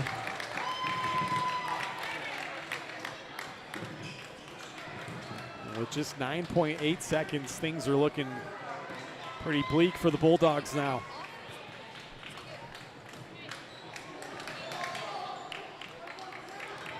For Paola, they're in position to get a huge win for their program, knocking off the top-ranked team in the state. Obviously short-handed is Baldwin, as Frost going to get the foul on Murdoch. Definitely not the way the Bulldogs wanted to start this season. Huge expectations. You just hope that you can get Cooper back next week. A couple of road games at Chanute Tuesday, at Burlington on Friday. Landon Murdoch to the line. He's been 3 for 4 tonight. He's got 20 points. What a game he's had. Knocks down another one.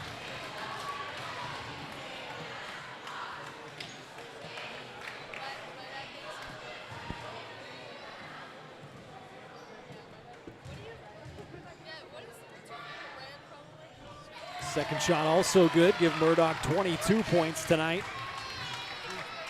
6-point Paola lead, and that's going to do it. The Paola Panthers come in here and knock off the top-ranked team in the state, the Baldwin Bulldogs, by a final score of 58-52. We will step aside and be back with our hometown construction post-game show. This has been Bulldog Basketball on Baldwin Sports Live.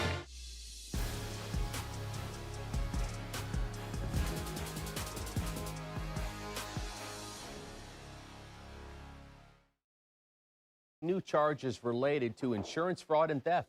Ripping off about 90 homeowners. Stewart ripped him off. The roofing industry is rough these days. Hometown Construction is Baldwin City's very own hometown solution for roofing and siding needs. We know there's more important things than just money. We give detailed estimates and on-site supervision during all projects. We focus on one job at a time so that you have our undivided attention. Contact us today. Go Bulldogs! Hayden Outdoors Real Estate has been proudly serving the Midwest since 1976, covering 33 states while producing over $1 billion in annual sales. Shad and Penny Sheldon are some of the top producing brokers from Baldwin, Kansas, selling farms, ranches, rural homes, and recreational real estate throughout Kansas. Their knowledge, passion, and expertise will help make your next real estate transaction an excellent experience. Contact Shad or Penny today by phone at 785-821-2666 or by email at shad@haydenoutdoors.com. At Fort Scott Community College, we understand that a scary part of figuring out your future isn't only answering the question, what should I do, but where do I belong? Maybe you belong here, studying animal science or learning about farm and ranch management. Maybe you belong here as part of Helms Hoops on the hardwood. I don't know where you've been or where you're headed, but I know we're saving a spot for you because you belong at Fort Scott Community College. At Baldwin State Bank, we love being a part of the community in which we serve. Our roots run deep within Baldwin City, and our commitment is deeper.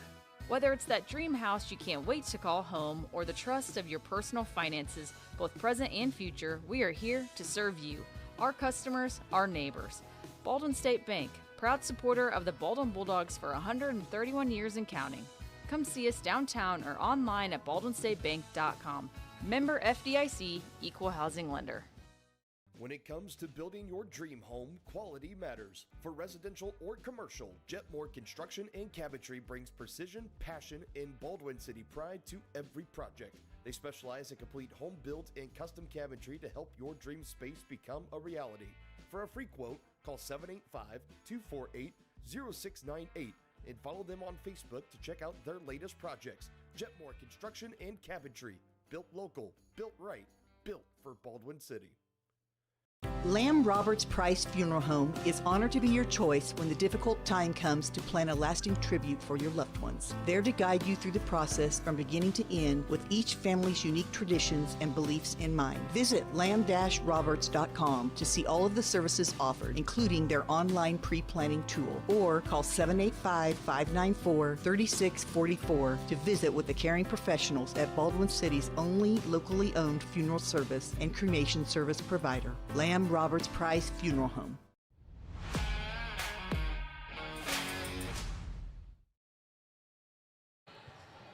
Welcome back here. This game has gone final in the boys game.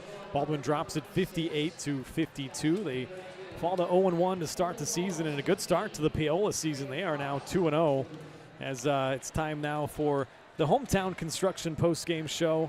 Hometown Construction is bringing trust back to the roofing and exterior businesses. No more corner cutting, just real craftsmanship and real-world experience for the most lasting results.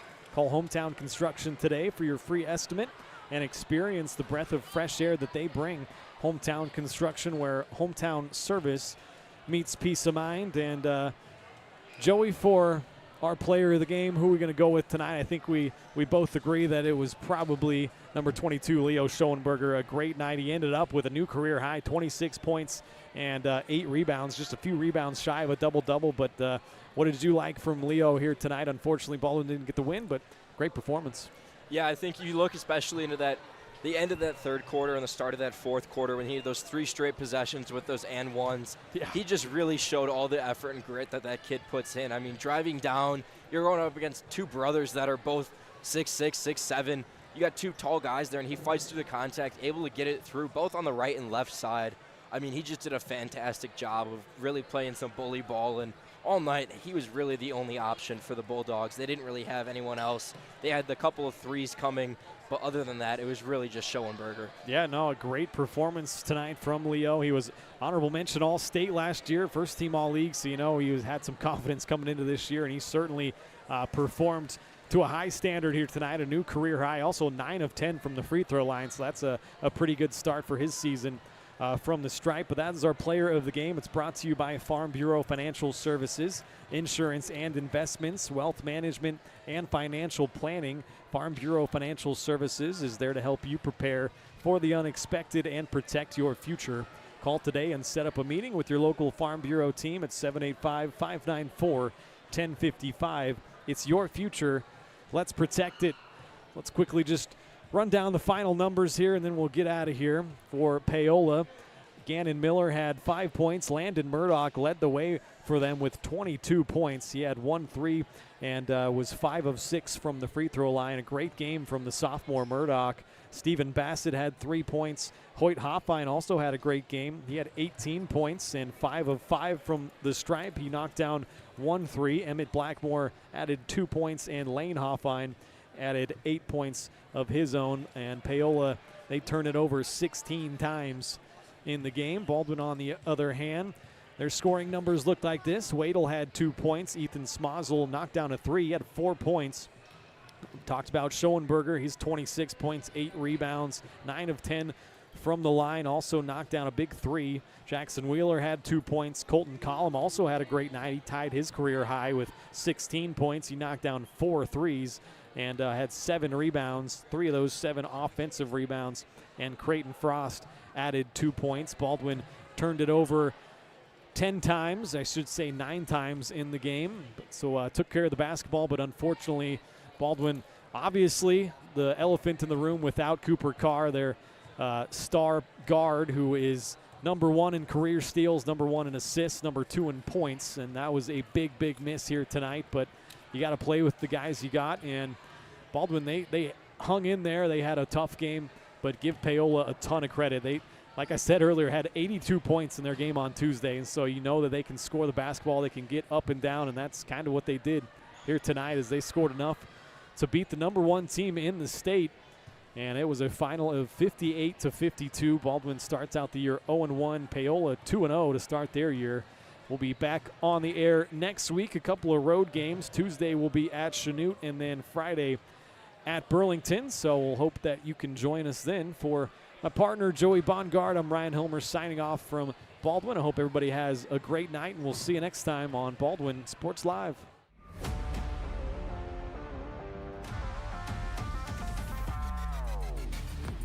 From the gridiron to the hardcourt, the pitch to the mat, don't miss any of the action. We're there with live, local sports coverage at VarsitySportsLive.com.